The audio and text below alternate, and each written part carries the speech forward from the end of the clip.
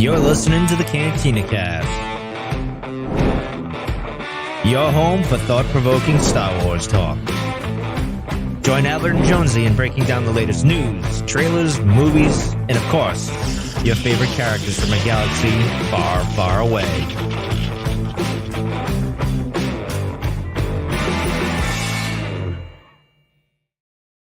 Hello, everyone, and welcome to the Cantina Cast. My name is Albert Padilla, and this is episode 400, the Book of Boba Fett, Chapter 5, Return of the Mandalorian.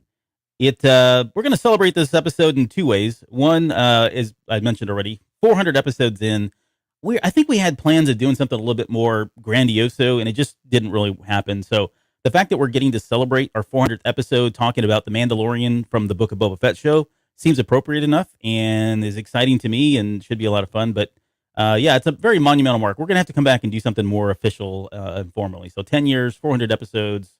Can't say what a honor that is to be a part of. So, and speaking of an honor to be a part of, it's an honor to share this a special momentous occasion with you as well. 400 episodes in.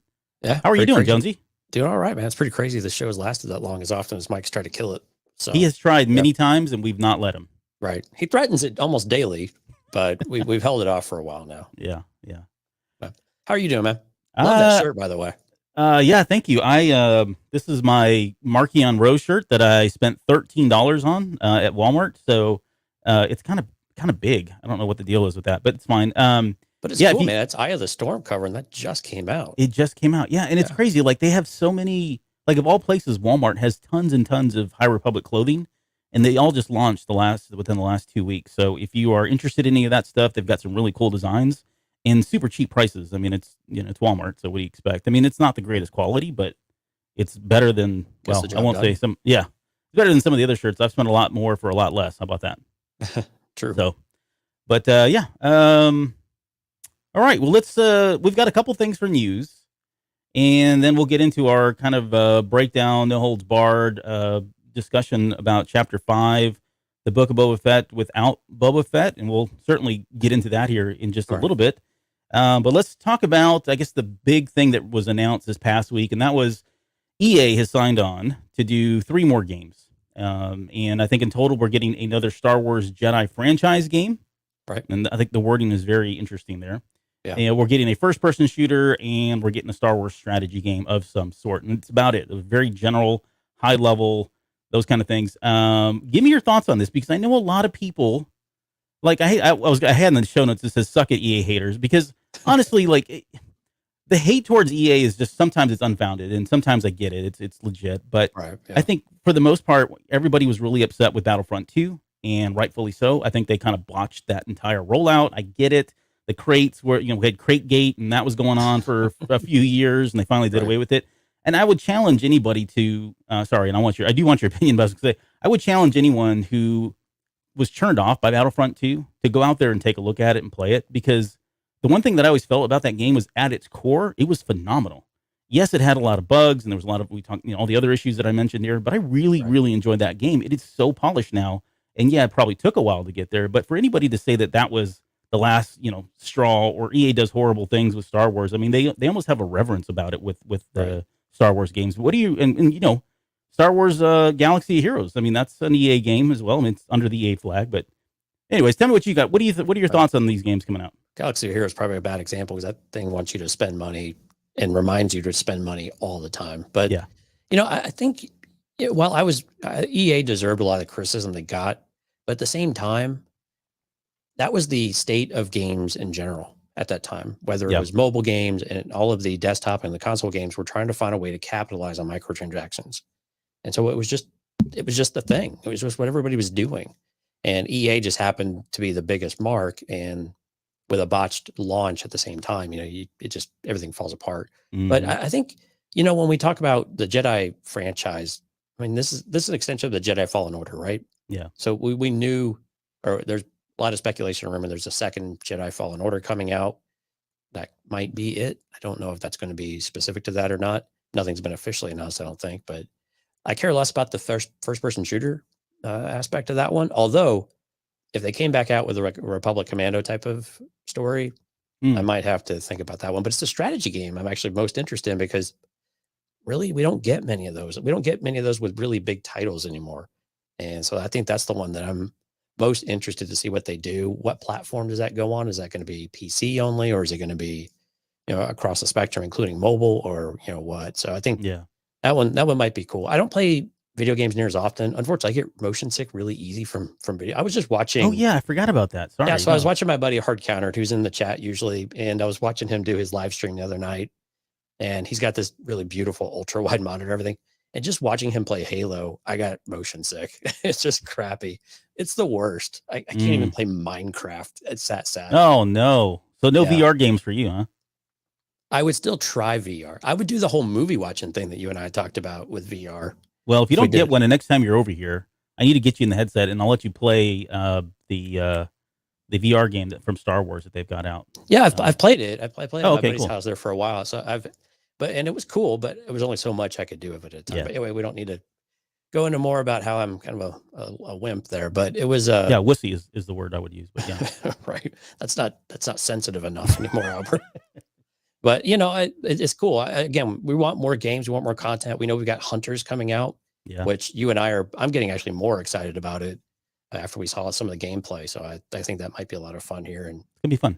Yeah. What we really need though is a Star Wars version of Puzzle Quest. You and I have been talking about that. That's the thing we talk most of. Well, it's like Star Wars and then Marvel Puzzle Quest. Yeah. So, if you want to join our Marvel Puzzle Quest thing, we're Cantina Cast. Yeah, if you want to join our alliance on Puzzle Quest, there's like 4 of us, I think. That's right. 4 strong. 4 strong and growing. What do you think about the? I mean, it's all. I think it's good news. I mean, when it comes to like, I can be very like picky about. No, I shouldn't say picky. I can be very selective, maybe, about games, and I can certainly, when it comes to Star Wars television, Star Wars movies, Star Wars games, I'm just not really that selective, though. I mean, I'll play just about anything to give it a chance. Right. But there's a podcast or there's a show that's dedicated just to Star Wars gaming, like going through all of the games and playing all of them, reviewing and talking about them. I mean, I'm sure if someone hasn't done it, just jump on that, because there's probably a big audience for that. So badly want another card game from Star Wars. Right. Yeah.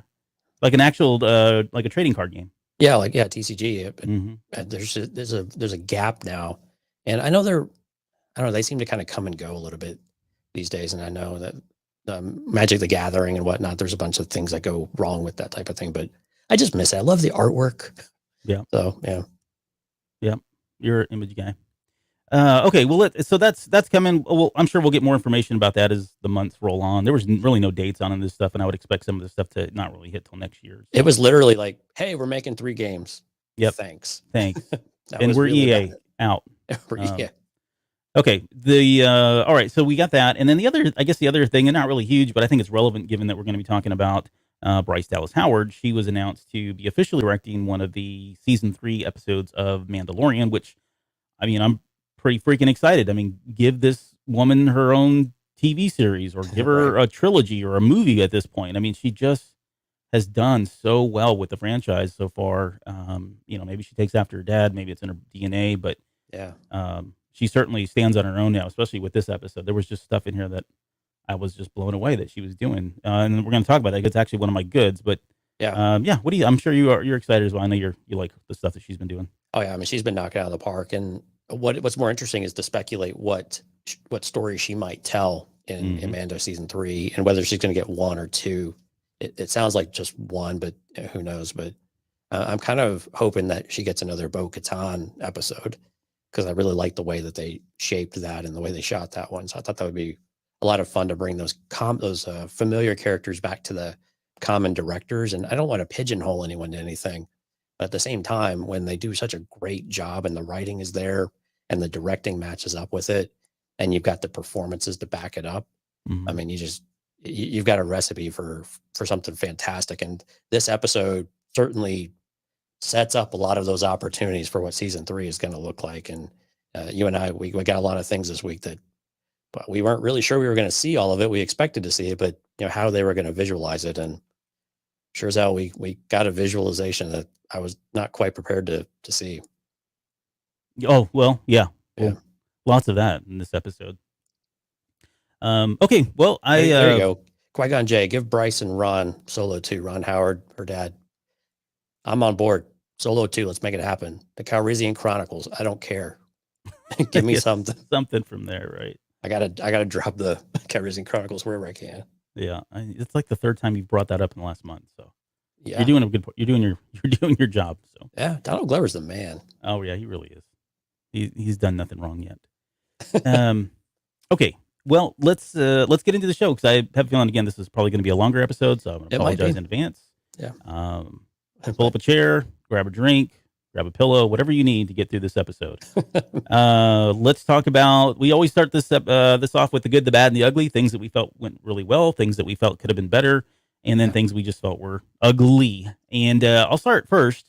So I've already talked about the first one a little bit, but Bryce Dallas Howard and just the art direction, some of the angles and the shots that she had done were very unique, very different. I think.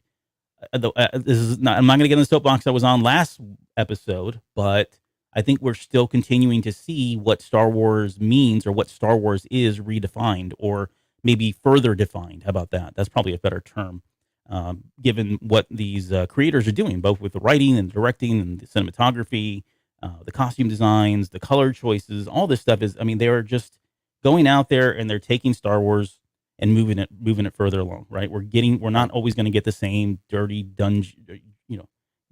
dingy kind of episode 4 stuff, even though I know we all love that. They're continuing to kind of move this along. So I do appreciate that we are getting new Star Wars content and I love the fact that people like Bryce Dallas Howard are bringing just a different stuff to the technical aspects of Star Wars more than just all the stuff that we see on screen and the stories and that sort of thing. But what about you? Well, I'll give my other two real quick. Sure. Mando the Darksaber. I mean, this is kind of an obvious one, right? I mean, I wasn't expecting him to, one, be there out of the gate, and then two, using the Darksaber like he did immediately, which I just loved, and I'll get to that here in a little bit. And then the other thing that I really liked, there was a lot that I liked about this episode, but I could be here all day. I really enjoy the Mandalore lore. And what we learned about that. I already used that joke last time we were talking about it. So if you remember that one. No, it was actually funny this time. Yeah, no, I wasn't trying to be actually, but it's all the more funny. It's all the more funny, right? But no, the lore, right? And some of the, oh man, I was so excited. Some of the stuff that we've been calling since like season 1 about, we're going back to Mandalore. And this, I mean, it just, to me, again, maybe I'm just, they're just teeing all that stuff up. Right. And it's exactly what I was hoping we would get. Hopefully other people are going to be interested in it. I got hyped about it just because she was talking about all this prophecy and what happened to Mandalore and the mythosaurs. And I'm like, holy crap, this is all the crap that we talked about in season 1 coming to at some point. So, maybe it does, maybe it doesn't. I'm happy with the fact that she mentioned it. So those are my big 3, but give me, what do you got? What were some of your goods? Man, they're pretty consistent. The director, what was funny is the way that the episode was shot. It was just so dynamic, and the action sequences, and even action sequences is even Pelimoto getting attacked by the animal there in the hangar.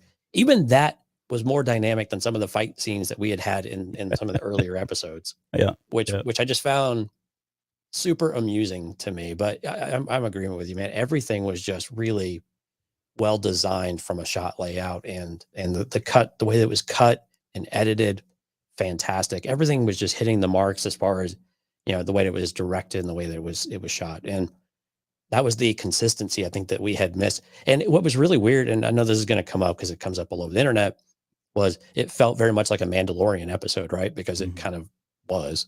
Yeah. But it also felt that way because of that direction. Like you were saying, the art direction and everything else, all of it felt that same type of atmosphere too. And so, and I don't know if it's just the continuity with Bryce Dallas Howard or the way it was, or just the characters or what it was, but I have a feeling it's probably a little of a bunch of things. Another good thing I had was actually Amy Sedaris, and I have not been a fan of Pelimoto. It's a little too silly for me sometimes, but I really actually enjoyed her in this episode. She was still a little over the top at times, but I loved the whole used car salesman, shtick that she was going and doing. And let me tell you about this, honey. And then it was just, it was just great, and that pride, and when they got the starfighter up and going and stuff was just a lot of fun to see. So I was really glad that she, to me, it was a lot of opportunity to kind of make up for some of the other things, and some of that's the writing, but also it really fit her character. And so when we came back to Mos Eisley and we saw her, I didn't have this groan that I thought I would, but yeah, there were some other good things too, but we'll talk about it throughout the show. All right, so give me a bad one then. So it was hard for me to come up with a bad one, honestly.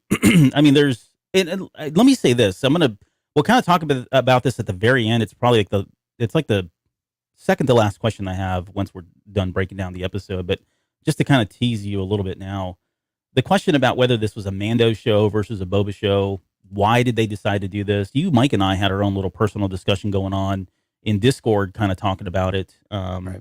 in our safe space. And there's anybody that I guess what I want to say, it's okay for you to love this episode and not be happy with the fact that Boba Fett wasn't in it. It's okay for you to love this episode and feel like it shouldn't have been here because this is a Book of Boba Fett and not The Mandalorian. Those are all fine. And that's actually a really good thing, because the amount of conversation and the amount of, I mean, it's just, again, I want to get to this in a little bit, but all of that's just fine. And so I wouldn't say that's a negative for me. I had it originally in my bad, and I was like, you know what? No, it's not a bad. It's just a different, and I'll again express some of that a little bit later as to why they did this, why I think they did this, what it means, and what the difference is there. So the only thing that I could come up with, honestly, for the bad was the very towards the very end when what was it, Carson Teva and Lieutenant whatever, well, whatever his name was, we'll call him Duke Skywalker since he was Luke Skywalker, right? Lieutenant Duke. Lieutenant Duke. That whole scene felt like it was only there to show the speed take off, him hitting the bus, the nitrous oxide or whatever he was using to get out of there. It just felt like it was just that. And so that it wasn't bad. I mean, it was really cool. The payoff was fine. It felt kind of gimmicky, but I mean, apart from that, I mean, it's kind of minor. I mean, in the grand scheme of the whole episode, I get why they did it, and it was fun, but unless there's some value that I'm just not seeing here, it just felt like it was kind of put in there last minute or whatever, or not last minute, but it didn't have to be in there. But anyways, what was your, I agree with that one actually too, because it was campy is kind of what it felt like, and not necessarily in the good way. It was almost rehashing what we had seen with their previous encounter in season 2. And I think that was just it seemed a little lazy on the writing, I guess, as we could say, but I'm with you. It was definitely a setup to do something else. But it was okay. I had one that was in bad, but I'm actually going to dump it into ugly because it just keeps getting brought up. And so I feel like it is now downgraded to ugly. Oh my goodness. All right. Yeah. We got some movement here. What is it? It's the backgrounds again, like the backgrounds and the lighting of how that stuff is working. It's super flat. It's out of focus, but it's not like out of focus, like depth. It just feels like low image quality of sorts. And it's just really washed out. And the Elysium City type of thing, I don't know what else you want to call it, but it reminded me of Elysium. And some of the folks on Discord had the same exact thought about it, but it was just so artificial lit. And I didn't know if that was intentional or not. It just felt very artificial with the lighting, especially when he's walking and the light comes over him.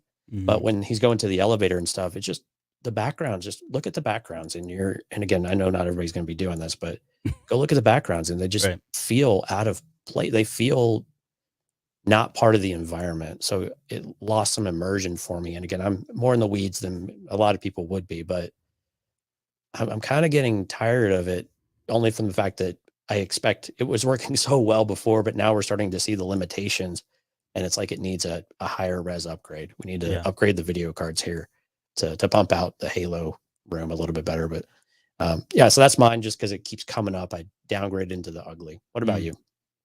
Well, on that note, I think the way I would summarize it is, we are seeing some of the limitations of that tech, right? There are certain scenes that we felt like have been awesome, and you can't even tell. And then there's certainly other ones that have stuck out like a sore thumb.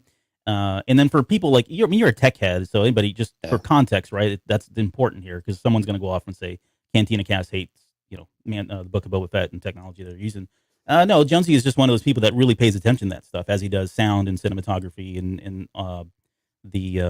anything in that nature. All the things. All the things. See, I'm not that. That's why I'm like all the things. That's right. What he does. Yeah, me. And so it is important. And then there are people out there that write reviews on this stuff and talk about the tech itself. So you're not weird. Not at least when it comes to this.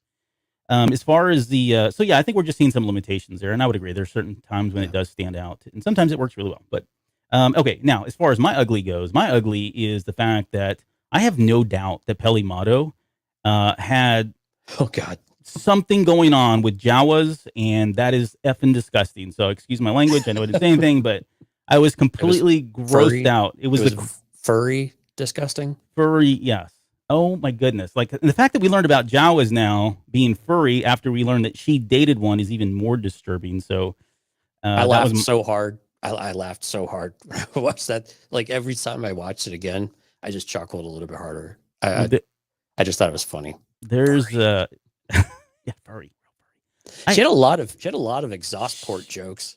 She had one at the very end that had me laughing. There. No. So there was so going back to Peli Motto just real quick, I'm with you. Like until this episode, I was just kind of like, I don't really care. Some of the jokes fell flat. And I would say, in all fairness, I wouldn't put this as a bad, but some of the jokes fell flat for me on this episode. But some of them I wasn't even thinking. I just laughed out loud about that one. And then the J, what she's called it, the J thrusters.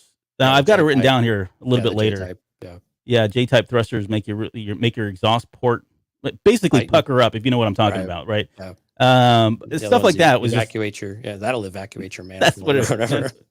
And then there's another one when the Jawa was asking her out. Well, we're getting into all the good stuff. I don't want to ruin this stuff, but some of those lines are really good, and some of them just weren't. But I'm with you, man. Overall, she was much more.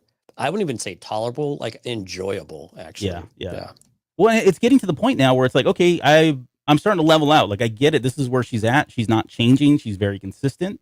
And so I'm starting to enjoy it, right? And that's part of character development, part of you growing with the show, which unfortunately a lot of people don't get to do these days because they'll see, one season of it and go, I hate this whole thing. And they don't give it any time to just set in and really try to understand what the writers and the actors and directors, but I'm getting on the soapbox. So let's get out of here. All right. We'll get into the show. I'm going to pull up my visual as well. What are people talking about here? Jawas? Yep. Look at I don't think furry. Rob says totally nasty. Lauren can't keep herself calm. She's probably hysterical at this point. Yeah. I bet there was some improvised and Peli scenes. I would imagine she does seem like she is one of those what is the word? Improvisational actors. There you go. Or at least has some background. Yeah. Yep. Oh, and there's Alex. Alex is the voice of reason. The world is coming to an end. There's someone for everyone. Wow. Okay. Well, Katya had a good one too. To SNL. Oh, a little too Saturday Night Live at times. Yeah, at times. That's okay. I'll take it. Okay, well, let's get into the episode, and we're going to start right here because, good old my goodness. What's that? Yeah, they kind of pulled the Band-Aid off, just ripped it right off, huh? I was not expecting him to show up, much less in the middle of a carniceria, right? A little Mexican meat market here that was going on. That's a joke for my brother who's on the show, who's with us tonight. But yeah, this is him walking through. Now, here's the thing about this scene though that I didn't really we didn't get to see. Like, we got it in the background. We used it for the artwork for this. This is like tauntaun meat. Like those are those are like tauntaun heads that are hanging in the artwork. Here, I see if I can. Yeah, I see the artwork. They're tauntaun head. I didn't. Yeah, I mean, I meant to ask you before we came on if you knew what kind of meat that was. Yeah, there's no. They don't show the heads in any of these scenes. It's just kind of, what looked like cattle sitting there hanging. But I just wish they would have put one tauntaun head in there because I thought that was really kind of a neat take. But we'll have to do some rib analysis there, as you can see on the image there on the right hand side. We can, because I believe in the Wampa cave, there's some remains of some Wampa. I'll do a side by side comparison. That's right. That'll be the Patreon analysis episode. Yeah. Qui-Gon Jinn says, I was hoping he'd start punching them like Rocky. There we go with the 80s reference. We're already started. We're only like 2 minutes into this thing. So he is there to bring, I guess, Kaba Baez is his name, who's this Platonian looking, I don't know what he is, mobster guy. We don't really know the details here, but Mando's here to collect the bounty. He's And back on the job, right? yeah, well, sort of. I don't know that he is though. Like for me, I when I saw the first step, when I saw it the first time, I thought, okay, he's not here for money, and then he got money. But then later on, when I watched it again, I got the impression he took the job simply to get the information that he needed to go find the watch, right? Children of the Watch and where they were hiding. So Right. I wouldn't say, I think it's probably, I wouldn't say it's too premature, but he could be here for the money. Yes, maybe times are hard, but although he gave the money back to Fennec Shan at the very end, so maybe he doesn't need it. But I thought it was more along the lines of, hey, I'm trying to find, my family, and I'll take this job since they may have some information that could lead to this dude or lead to where they are. But I guess it can go either way. Yeah. I mean, I kind of took it that he was, what do you do after those types of events and you lose Grogu? You kind of go back to what you know. I think you got to keep yourself busy of sorts. But I think it's very plausible that I think what you had there is probably right. He was trying to find his covert or, a family again. Yeah. And like we've learned, you don't get very far without a tribe. Oh, and so that, no. So that seems pretty likely. But again, you get a key fob on the side, get a little cash, you'll be all right. Well, the one thing I liked about this scene is like it is so Mandalorian, right? There's everything from the dialogue that he uses, and we get to see the puck again, we get to see the fob, all this stuff that was very Mandalorian from those first two seasons was all here again, and so it felt like we were just right back into another episode, right out of season one, right of all things. Well, and the way that he delivered the line, I could bring you in warm or cold, Yeah, it was absolutely. It was almost like tired sounding. He sighs. If you watch his body, he sighs right before he says it, like, man, here we go again, Yeah, which I just love. I mean, it's the little subtleties like that and the way that the dialogue comes out. It just tells you like, oh, goodness. And you can tell he's kind of done with that life a little bit, maybe. Yeah. To where he's getting a bit old and he's just tired of people jerking him around here. Yeah. And then he gets into this whole fight scene, which, I was just like floored by it. I mean, I thought it was great beginning to end. And I don't know there were some highlights. I mean, we got to see once again, people shooting his backpack and not really doing any damage to him. But the minute that he ignited the Darksaber, like right here, I was just like, I freaked out. Like, oh my God, I can't believe he's actually going to use this thing. And I was actually really surprised, or I would say surprised and also happy to see that he was struggling to use it because that's what Sabine had the problem with. And we'll get into all of that here a little bit later once we get to the training that he goes through with the armorer. But yeah, right from the get-go, I mean, you could see him. He's like dragging it. It feels like it's very weighted. He's very sloppy when he's slinging this thing around. Like it's just, he cuts so far. I mean, he's overextending himself right here in this shot that we're showing that he cuts through that tauntaun meat or rack of ribs or whatever the heck it is that's hanging there in the background there. He cuts through a few other Cladonians as well, but some really good stuff here. So any other, before we get to the big main thing here, before we talk about his leg, but yeah, it was very much like someone swinging a broadsword is what it reminded me of. It was very, very knight-ish, of someone who's, young Arthur trying to pull this sword from the stone and can't barely lift it. Right. It kind of recalled some of those images, but I was with you, man. And when he pulled that out, I was like, there's no way he's going to use the Darksaber, right? Because I thought he'd use the spear or just shoot people, but I was floored. I was super excited, but I'm with you. I'm glad that it was difficult. I'm glad that we see the clumsiness and the inability to really wield it effectively, and that there's something unique about it. Like you could tell, it's like, okay, this doesn't make sense, right? There's something that doesn't make sense about the Darksaber. Of why is he? It seems like it should be so light. Why is he so sluggish with it? And why does that make sense? And then that he goes and tries to act like it's a normal sword, and pays the price and gouges his leg has just made it all the better. And again, he's human after all. He got bit. He got bit on the hand. That seemed to be really traumatizing for him. And then he hurt himself by scorching his leg pretty nasty there. Yeah. Yep. And it's probably two factors. And again, we've talked about some of this before, but the fact that he's wielding the Darksaber, and because it does get heavier with its usage, there's a reason for that Kanan explains, and I have all the dialogue, and we'll talk about that from Rebels, from Trials of the Darksaber episode.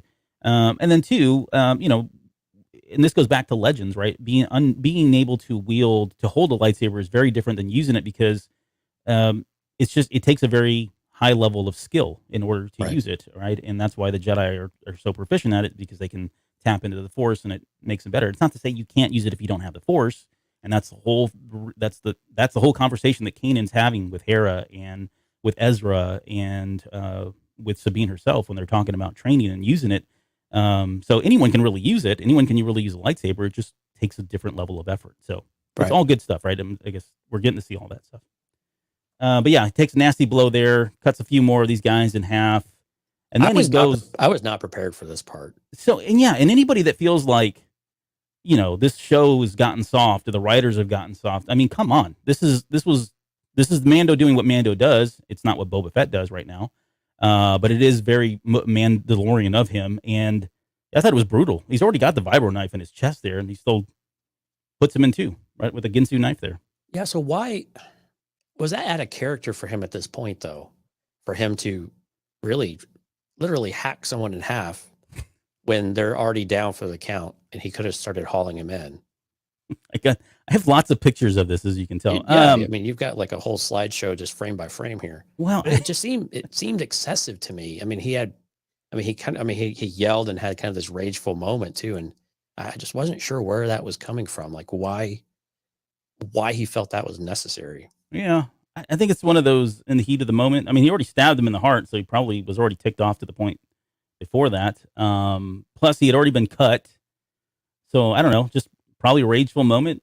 Going back to who he was before he met Grogu, and maybe part of it is feeling like he didn't have a family, and this is, he needs to turn this bounty in, and he really didn't want to have this fight. He was already having a bad day. I mean, who knows? Or was it just a literal callback to episode or chapter 1 of The Mandalorian season 1? Yeah, where he pulls the guy through the door and cuts him in half potentially. Yeah. Anyway. Yeah. No, I like it. Maybe it's just a symbolism. It seemed brutal and excessive to me. Just from where we left him at, it was just surprising. I thought it was fine, but I do see what you're saying, but I don't care. I loved it. I thought it was great because we don't really get to see this stuff all the time. No, we don't, and I'm not complaining. It just it was shocking. It was surprising. It's very like Quentin Tarantino of him right here. So, okay, so.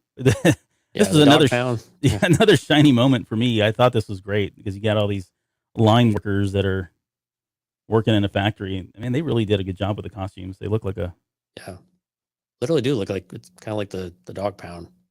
Yeah, it looks almost cartoonish. The guy with the beanie. I like the guy with the beanie.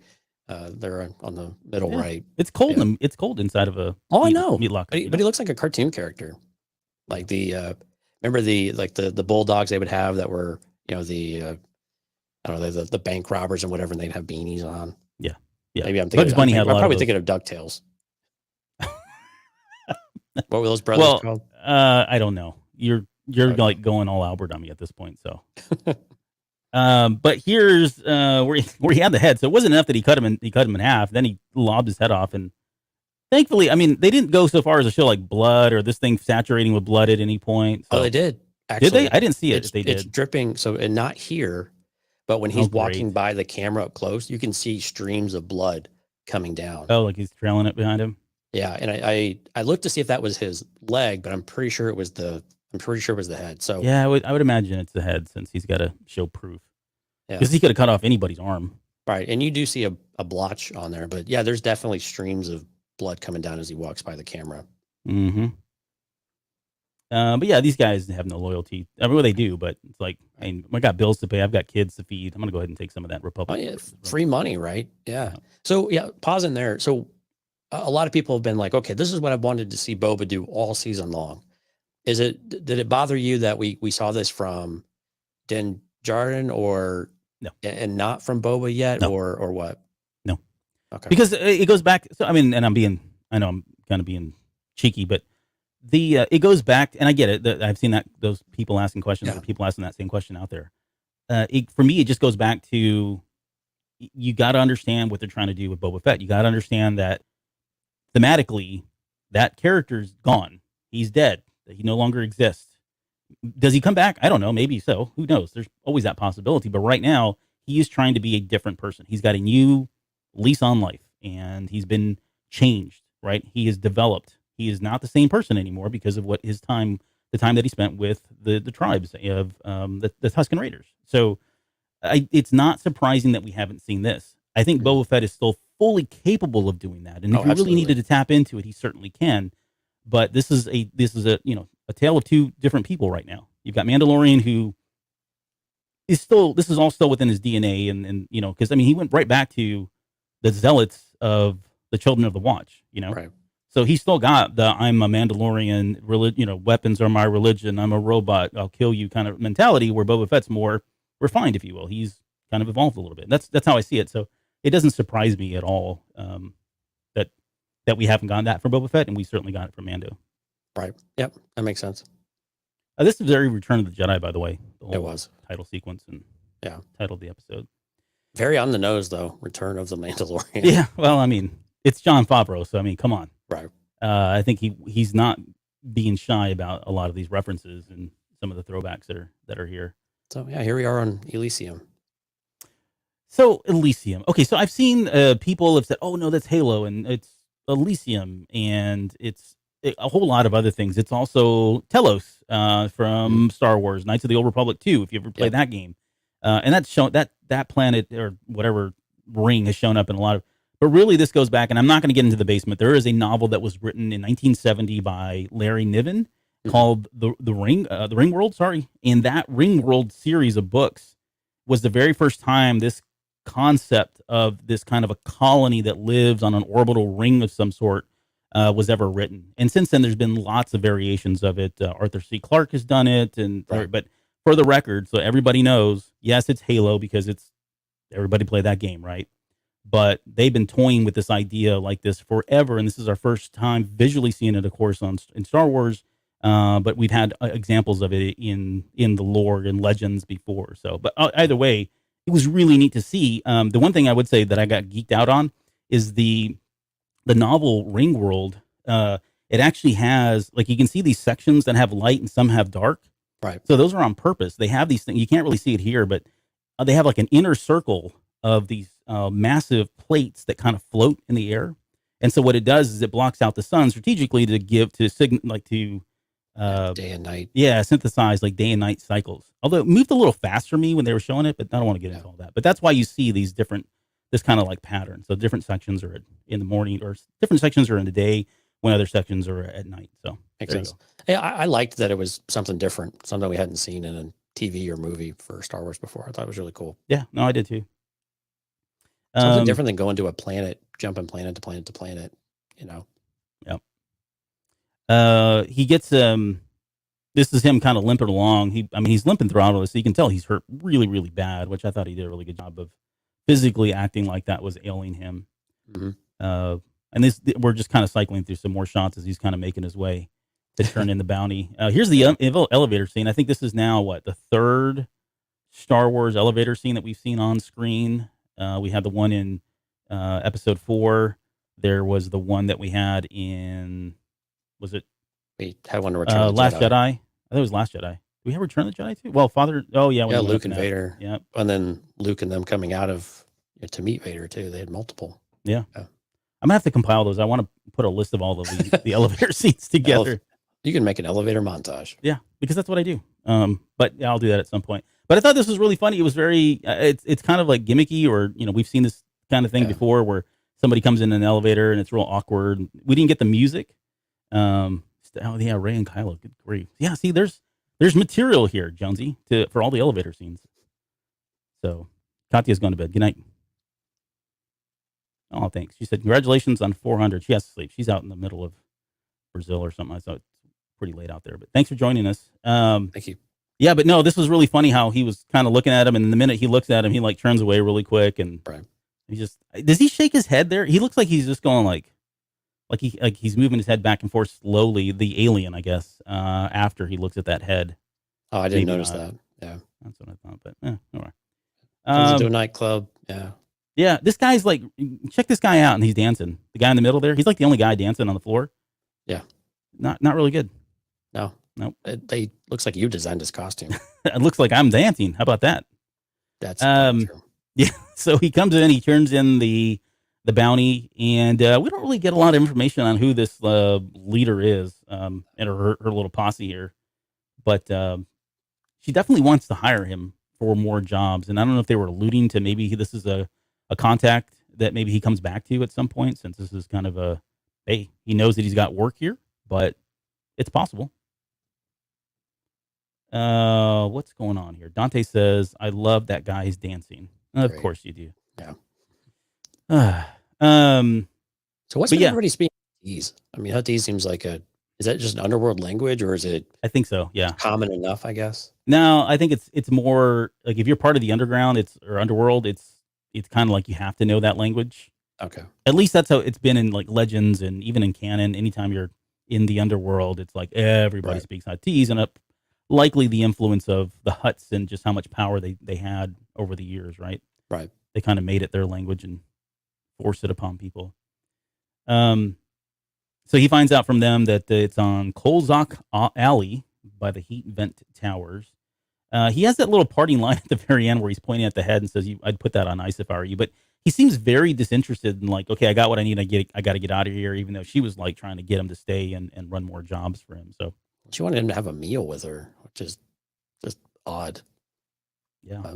Yeah, we get finally a good shot at his leg, and he's in pretty bad shape. He finally kind of dropped the tough guy routine, though, when he's walking through the streets or even walking up to check in on the bounty. He still has to kind of tough those out, but he's in the elevator by himself. You finally see that, man, he's not doing well. Right.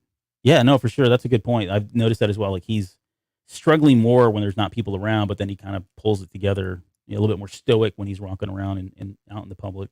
Right. And this is this where you were talking about the lighting was kind of weird? It was one of the scenes, yeah. It was where the elevator was at too when he got back into the elevator the second time. Yeah. But yeah. Okay. But yeah, it was just a little washed out. But yeah, this actually was okay. Like most of these environments worked pretty well. So this is him now heading into the substrata, so the under part, the underbelly of this ring world planet, or whatever the heck they're calling it. Very cool. I didn't realize what he was doing here. I mean, no, I don't think anybody really did. But when the reveal happened that he saw these marks, which is similar. I mean, this was kind of we saw this kind of imagery back on the with the Cara Dune episode, right? When he's looking at the tracks and all that. But yeah, no, I like it that they have kind of a secret code on the walls, and you only if you're looking for it, you can find it, but otherwise you'd never notice. Yeah. Well, and it sounds like you'd have to have some kind of Mando tech, right, to be able to see it. Yeah, potentially. Yeah. But here's the symbol of the watch. So you can see it's kind of an eye, mythosaur skull head mixed with like what looks to be like an eye on top. Kind of cool. This seems very scary. Again, Imperial design, no rails anywhere to be seen. He's holding on to a handrail. Well, that's the only one. But then he gets down here. There's another one catwalk. down there There's no handrails on any of the catwalks. I just have a problem. It's like that's a phobia of mine. Well, like even walking down the stairs, there's no handrail for him to. That's why he takes a slip, trips, and falls. Yeah, he's got a jetpack though. And then he finally gets over here to where he sees a man, and I was not expecting this. I mean, no, I wasn't either. I was just like, "Whoa, my gosh, it's the armor," which was really cool. And this is where we're going to get into some of where I felt like it was really good, and it was very heavy and dense in terms of the lore and some of the foreshadowing, and just he threw a lot of stuff at us. You could watch this. You could watch this sequence while he's engaging with the armorer and with Paz Vizsla probably 4 or 5 or 6 times and glean something, another little detail out of it each time you watch it. It's that good, and like you said, it's that dense. Yep, and it further proof in the show notes that we're using. Like I was like trying to take like simple notes, and I'm like, no, I gotta kind of have to capture all of this because there's a lot here that we need to like talk about. So before the show, I was like, Albert just pasted the whole script into the show notes. Probably, yeah, it's pretty close to it. So, but yeah, so here they are, and I guess we learned quite a bit out of the gate here. I mean, she seems to be like meditating out there on the edge. I don't know what she's thinking about, what she's pondering about. It's got to be really boring with Paz as your only companion, right? That guy seems like a riot. But yeah, she's sitting there pondering, meditating. She's got her 2 things. This is the same meditative stance or I guess stance, if you want to call it that she was in prior to being attacked by the stormtroopers. Is it stormtroopers? Yeah. Yes. When they came in on her down underground. So, yeah. And then he collapses. Paz comes over, and everything seems pretty cool right now. Like he's like, "Hey, man, thanks for helping me. Hey, bro, no problem. Yeah. Glad you're here. We were looking for you." And then thanks for your. I mean, yeah, and Din was actually very appreciative of it too. Oh yeah, everything's fine. Yeah. Everything's cool until he pulls out the darksaber. Yeah, this little tool right here. Yeah. And then Paz is kind of like, dude, what in the world? He knows what this is. I mean, like he says later on, the minute he pulled it out, I was like, oh crap, there's going to be some contention here, because I guarantee you that guy's going to feel like that's mine. You know, that belongs to him and his family. Yeah, like Kylo, right? Yeah, that belongs to me. Yeah, that blade. Oh, it's a good one. I like that. That's another meme I'm going to make, and I'll credit you that, Jonesy. I'll credit for you that one. But yeah, there was what was really cool, and I think I got a picture of it. So we get obviously that. The revelry that he carries over to the armor was fantastic. Okay, so, and I think I've mentioned this on the show, but I studied Japanese martial arts for like 10, 12 years. This is the way you hold any weapon. So if you're going to take a weapon to somebody else and hand it to someone, you hold it with both hands just like this, and right before you hand it over, you bow your head. And the reason you bow your head is because in old like samurai times, if someone was upset with you because they didn't like you or whatever, and it was like your lord that you were handing the weapon to, you were putting your head down so they could take it from you and chop your head off, right? That's why they would do that. But the way he handled all this and the way he took it over, even the way he hands it to her, which I don't know if I didn't, but he hands it to her exactly like you would hand over a Japanese weapon as well. So I just love the fact that little detail is in there, and probably missed by millions, but really good stuff there. So she ignites it. And as I think it's right in here that also she makes a really cool comment, and something that we said, I think 2 or 3 episodes ago, I think maybe, I don't know, it was around there, but she says all the talk of the Empire, and they only lasted 30 years. And to give you context, what we were talking about at the time was the Empire itself, like when you look at the grand scheme of Star Wars, right? The whole timeline. It's barely a speck. It's a smudge on the timeline of Star Wars. So as awesome as the Emperor is, and as awesome as the Empire, and I'm not crapping on them, but it's just when you start looking at the bigger picture of what's happened in Star Wars Legends and canon, it's like these guys didn't really have a great run. They wrecked a lot of lives, and really cool plan as far as how he executed, but terrible, because 30 years is nothing. There have been plenty of other people in Legends that have ruled for longer, and that's exactly what she's saying. I mean, she's almost kind of like, I don't know, she's being snotty about it. What's the word, right? I mean, she's like putting it down. Like, we've been around for 1,000 years, right? Well, and they persist, right? And this is the example. This is the legacy of the Mandalore people, and it still survives. Their culture survives, even though people or these groups try to come and wipe them out because they see them as such a threat, but they just are unable to. And I thought it was really poignant. I thought, and she was very, a bit snide with her comment, and condescending was the word I was kind of looking for. Very condescending. Yeah, that's right on the money. Yeah, of how she was presenting it, because she has no respect for them, and they barely left their mark, and they were wiped off the face of the earth, and now they ran and hid, and it's all over. Yeah, she's just bitter because she lost her planet, but whatever. Right. She's got every reason to be. And sorry, 10,000 years is how long they've ruled. So a really, really long time. And that, I had it in the notes, and I'll just make a quick comment about it, because she says that they've been around for 10,000 years. I know we've kind of talked about recently, have they changed the timeline at all, right? Is the old Republic still 10,000 years ago, or is it now 1,000 or 2,500, right? Were they going to adjust any of that timeline because of what was happening in the High Republic and some of that stuff? It sounds like that's not the case, or at least with the Mandalorians canon now, they have been around for 10,000 years. Now, are we going to get the 65,000 years before that, before when the very first Jedi were around and the Sith was established and that stuff? I don't know, but the really old Republic, like the really old Republic, yeah. So anyway, I thought that was a good moment there for anybody that's a fan of the Mandalorians and some of the lore that exists.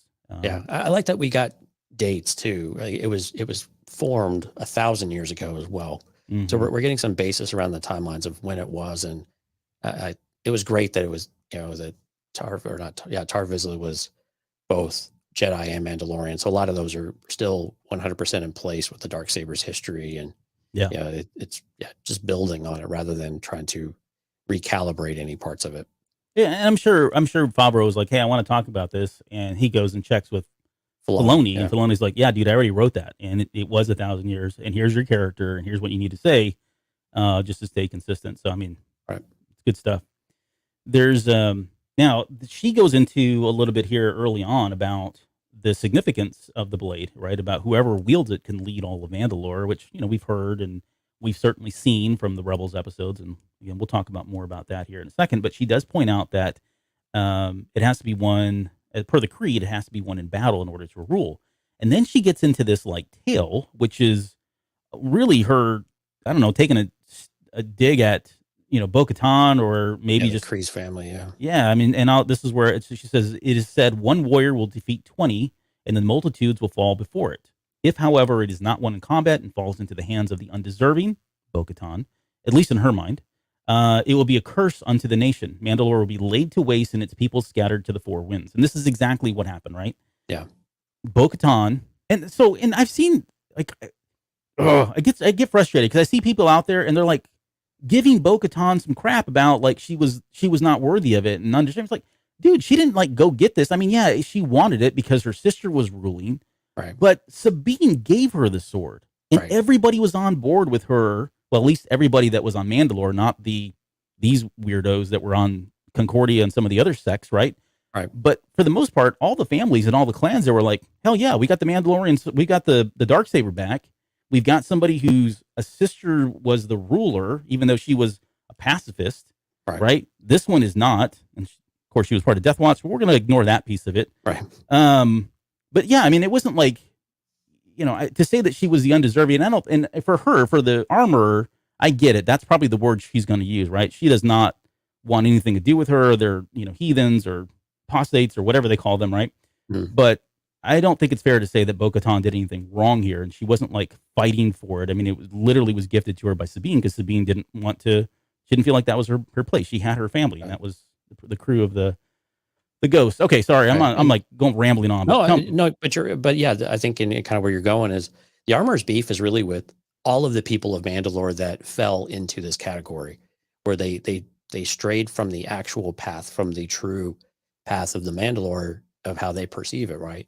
And so they were all really damned to this fate.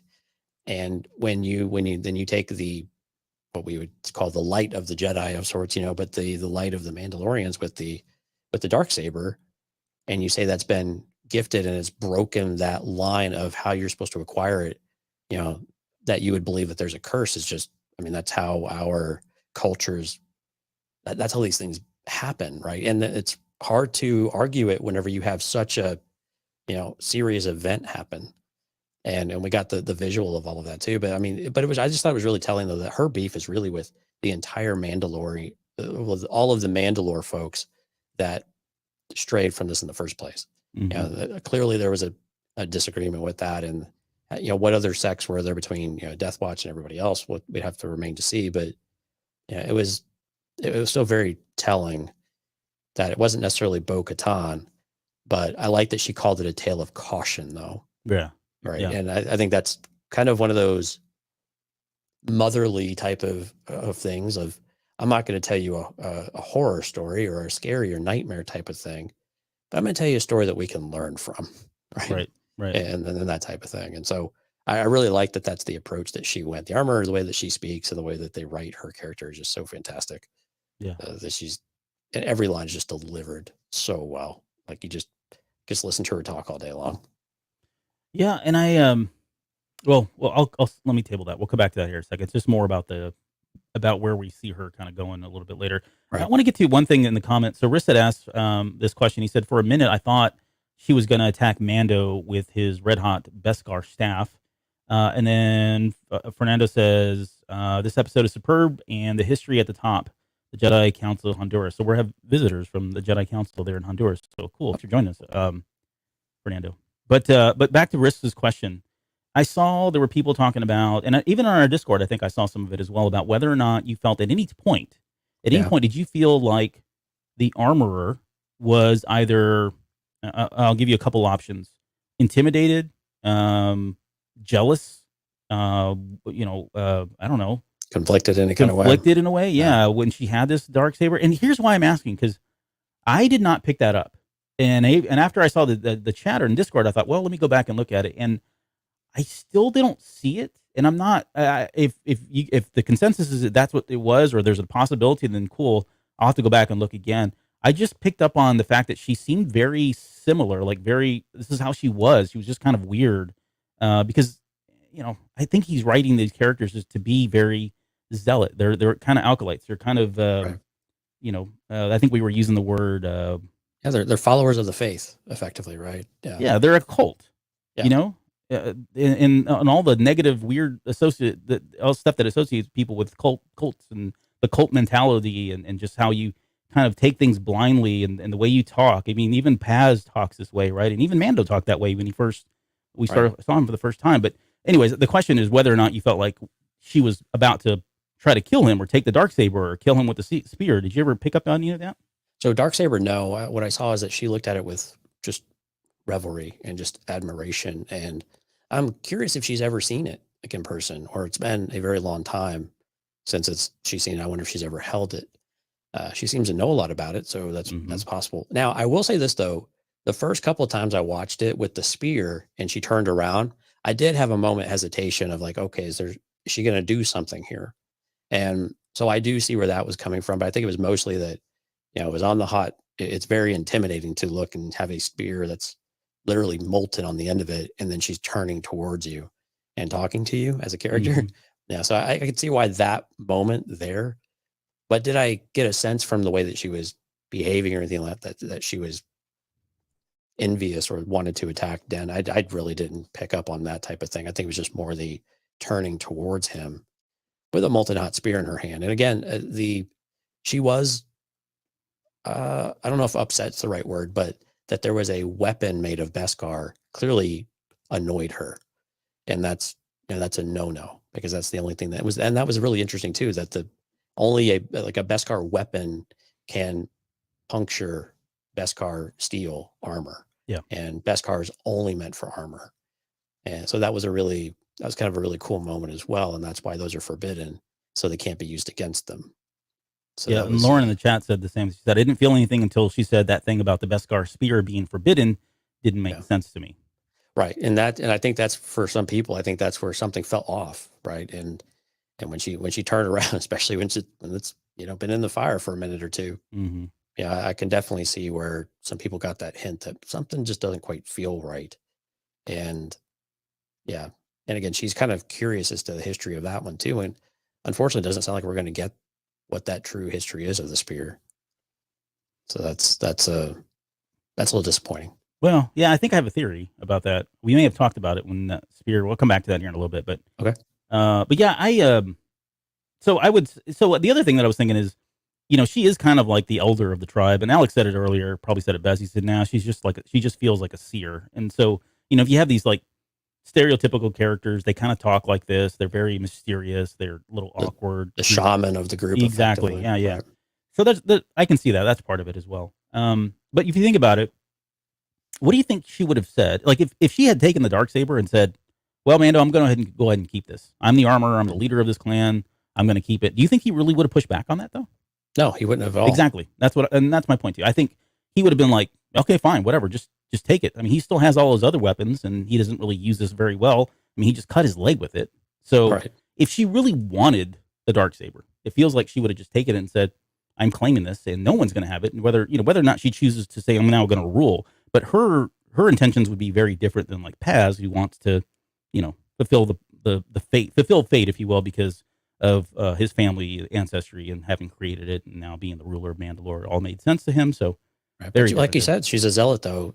So she won't do that because she doesn't want the curse to come upon her or the rest of them. And they're already scattered and few in numbers already. Right. Yeah. And so I think she very much, maybe at one point in her life would have considered that, but not now. Yeah, so Qui-Gon Jay has a question here. Aren't whistling birds Beskar as well? Are they really a weapon though, or are they ammunition? So Yeah, I mean different. it's Armor kind of piercing like rounds. it's gray for me, no pun intended. But Yeah. see what I did there. But it is it's gray because it's a piece of armor, but it's weaponized in some way. So I don't know. Maybe there's a technicality there that they can get away with it. Okay, so let's see, where are we in the story? Because there's some more here. He mentions that the hilt is of Beskar, I guess, a quality that he's never seen before. Right. And I know some people were asking about that. The way I interpret that is, you look at, if you look at like metals, right, and you smelt them down and you use something else, right, and you smelt it down. Over time, impurities start to build up in that material, right? And so if this was created 1,000 years ago and it was taken from freshly mined, Beskar in the mines of Moria, no, the mines of Mandalore, then yeah, it's probably got a very dense quality, and that you're not going to find anywhere else. Whereas the stuff that they're wearing has been smelted down and used and all that stuff. So that's probably how or why. But the spear is pure Beskar though, right? The spear? I think that's what. Yeah, the spear is pure Beskar. Yeah. It is. So he's come across that before. If it's pure, I didn't know what to take from it either. Though I think it's clearly there's something unique about it though, and again, it's kind of one of those mysteries. I hope they come back with and say what is unique about this Beskar. Is it infused with something else, and how is it able to contain the blade and whatnot. So I mean, it's a very interesting hilt to be able to speculate on. Well, yeah. So about the spear. So is it Beskar? Yes, I think it's Beskar. I think somebody made that though. I think the Imperials made it. I don't know why yet, or someone just was, because when we get to Mandalorian season 1 and even season 2, we know they've gone and collected up all this Beskar, right? People are using it. They're almost using it as a currency. It's highly valued by the Empire. More than likely, someone either bought a lot of it, or somebody like, I don't know, Gideon or whoever, maybe, I don't know, somebody took a lot of these, smelted them down. How they did that, I don't know, because I in my mind, I'm thinking there's a very specific way. You got to know how to do that, right? It can't just fire up some charcoal and start burning it down. But to me, it feels like someone made this with the intent of, hey, I want to kill Mandalorians with this, Right. So in that regard, yes, it's pure Beskar, but I think pure and the purity of Beskar, I think, are totally different, two different things. Does that make sense? That's how I rationalize in my head. Like, it's not Beskar, it's Beskar, but it's not Beskar mixed up with anything else, or it's not. I mean, it's pure Beskar. It is really Beskar. That's all they mean by it. Now, I think there's different grades of Beskar, if you will, the purity of the ore itself, and that's where I'm saying if you smelt things over and over again, you get impurities in there, and so it's never as the original, which I think this hilt comes from. I'm probably just talking in circles for myself now at this point. Okay, I guess I don't know what pure means anymore. Well, Jonesy, there comes a time in every man's life when, right. Well, pure is interpretable, I guess, is what we're saying. Is you can't trust the source of information. Yeah, and I'm a source of that, so don't trust me either. Right. But again, we don't know. So Tara Vizsla didn't actually craft the Darksaber, though, right? I think he did. Did he? Yeah. Because I know he stole it from the temple, but I thought they had safeguarded it there for some amount of time before that. Yeah, but that was because it was stolen. The Jedi took it, and they got it back. Okay, but I it was didn't know originally if that was all right in that same time frame, or if it was. So he's the first one to wield it. That's a good question. I don't know. Now I get what you're saying. Now I get what you're asking. He's the first one to wield it. I don't think they've explicitly said that he designed it. He built it. In my mind, in my headcanon, someone else like her went out and said, "I'm gonna, kind of like Mjolnir, right? I'm gonna go craft you a weapon that's never been seen before." Blah blah blah blah, right? And then hands it to him, and he ends up running and ruling with it. So, good question. I don't think they've explored that. Okay, so let's see. But they say it was forged over 1,000 years ago by Tara Vizsla. So I don't know. That's the line that she says. Sorry, I wrote that down. Okay. So, who was both Jedi and Mandalorian? Cool, we knew that. That's from Star Wars Rebels. And then he says, "I've met a Jedi," and this was like, oh, kind of her I don't Your know if quest she's is got. complete then. Yeah. Here's your reward. Do do do do kind of thing. Da-da-da-da-da-da-da-da. He says. So she then turns around and says, "Hey, do you want to come back in? Right? We're getting the band back together. It's just me and this dude. There's 3 of us now, right? Yeah, and that was a little surprising. Like I thought there were more that made it out, which is fine. I get it. It does play a little. They were still fighting when they left Navarro, but yeah, it certainly looked like there were several in the air with them. But maybe they've had other conflicts in the meantime. Yeah, right. They probably have been on the run, losing people, trying to get to hide somewhere safe. Now I do have a problem with that. I do have a problem with the fact there's only 2 of them a little bit later, and I will be sure to point that out because it just like blows my mind. But Okay. yeah, so they all say this is the way. Again, we get more Mandalorian stuff, which is really cool. And there's they play some. I have a note. Spooky music plays as Mando walks away with the darksaber, Right. and that's they're kind of foreshadowing that there's going to be some. It's obviously a contentious piece here in a minute.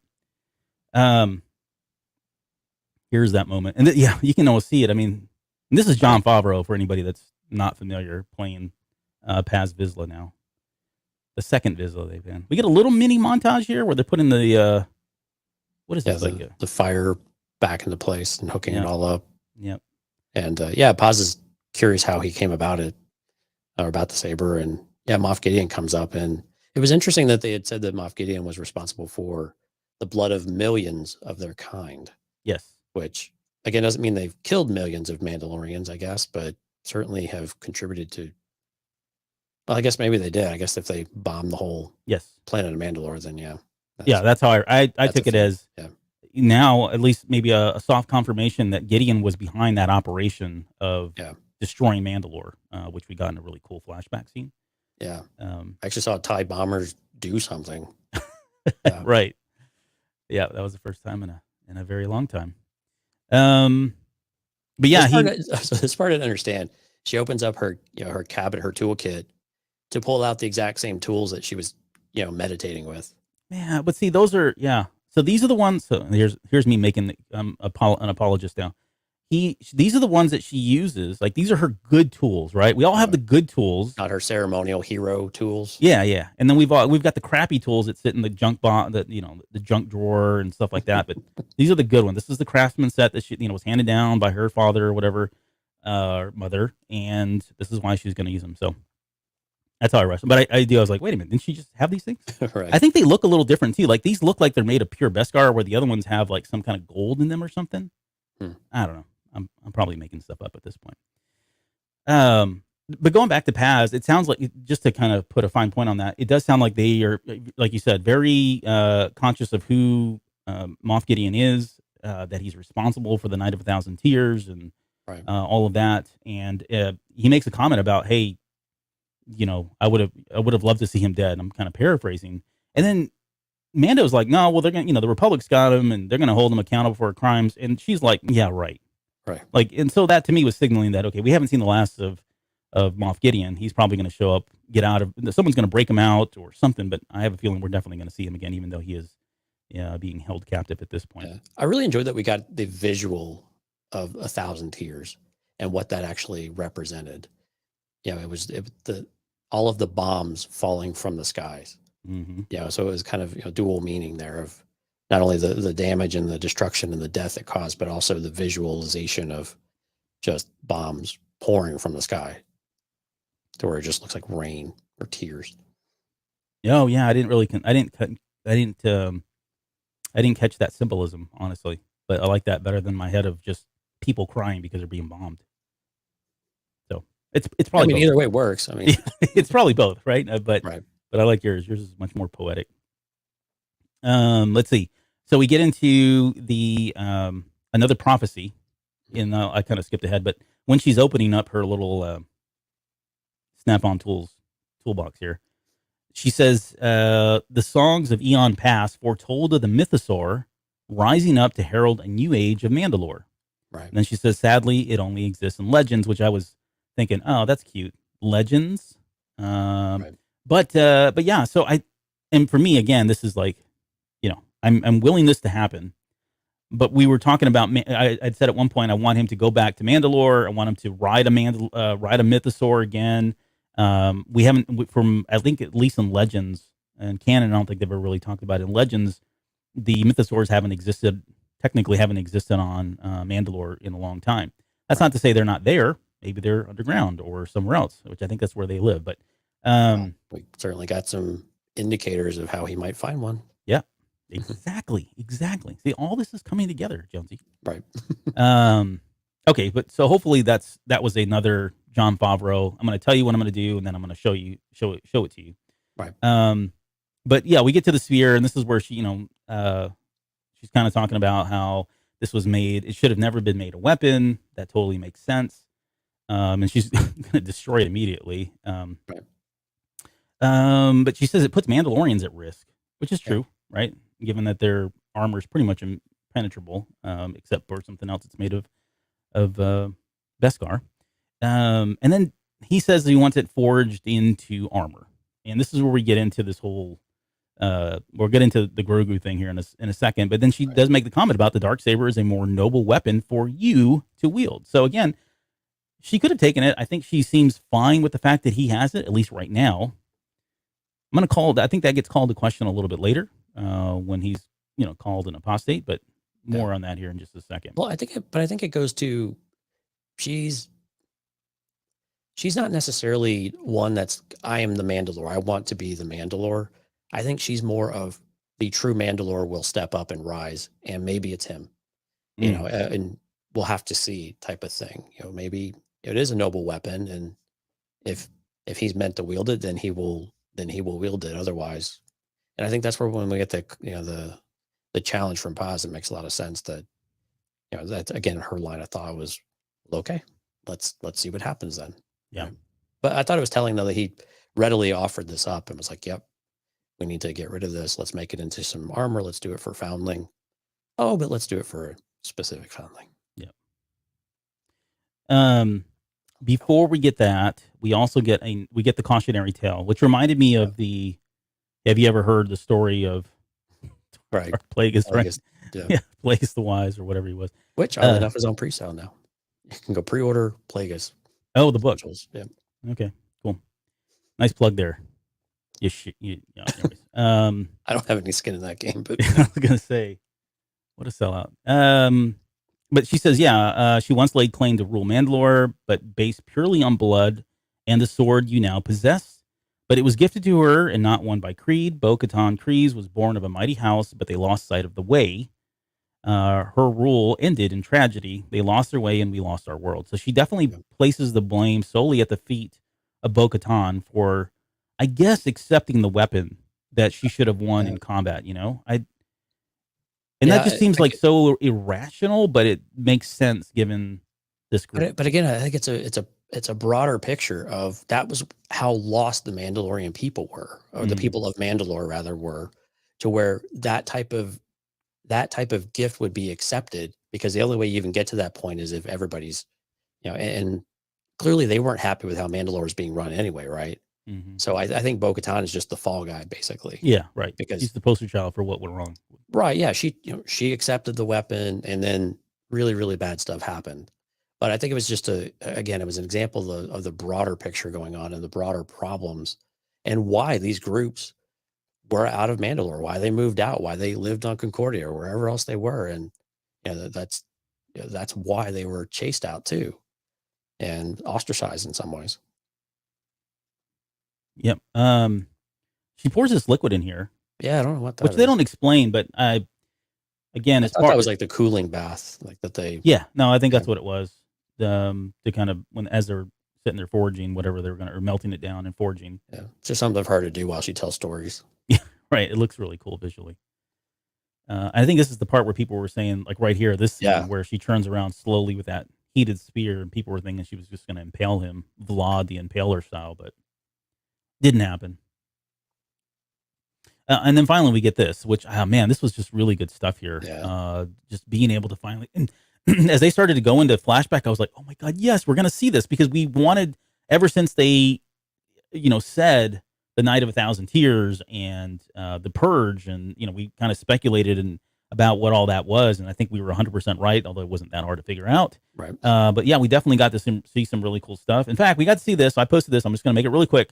Yeah, but look at that. That's right. it's the Batman's. It's the what is it? The Batwing from. Yep. No, Tim maybe? Burton. Yeah. I don't know if it was intentional or not, but that's the first thing. I had the exact same thought too. Yeah. Qui-Gon Jinn said she was pouring one out for her homies. Yeah, maybe she was. Who knows what was in that? I had in the notes. It literally says is she spiking the punch? So I'm kind of in that same realm. But okay, so back to this thing, and it looks like they're just dropping. Like, I love that you said the TIE bombers are finally done something, because we don't, outside of Rebels, I can't remember. Was it Clone Wars too? No, I think it was Rebels that we finally got to see them do something. But even that was kind of but yeah, here they are. I mean, they bombed the crap out of them. This is like, Germany all over again during World War II. It's just tons and tons of what looked to be nuclear bombs or some atomic bombs of some sort that are just laying waste to it, right? This is that, what was the word they used in last season in The Mandalorian when they were talking about Mandalore? There was a term they used, and I forget now. So somebody will remind me or tell me how stupid I am. But yeah, I mean, this is really devastating stuff, no pun intended. This was really cool seeing the fleet of them like this. I mean, they literally look like bats in the sky, and if you watch closely, you can see the bombs coming down. And that was the where I pulled the tears out of. Yeah.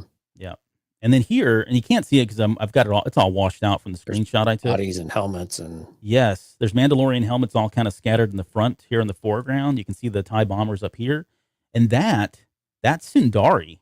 That's the capital of Mandalore, and we saw this in Rebels.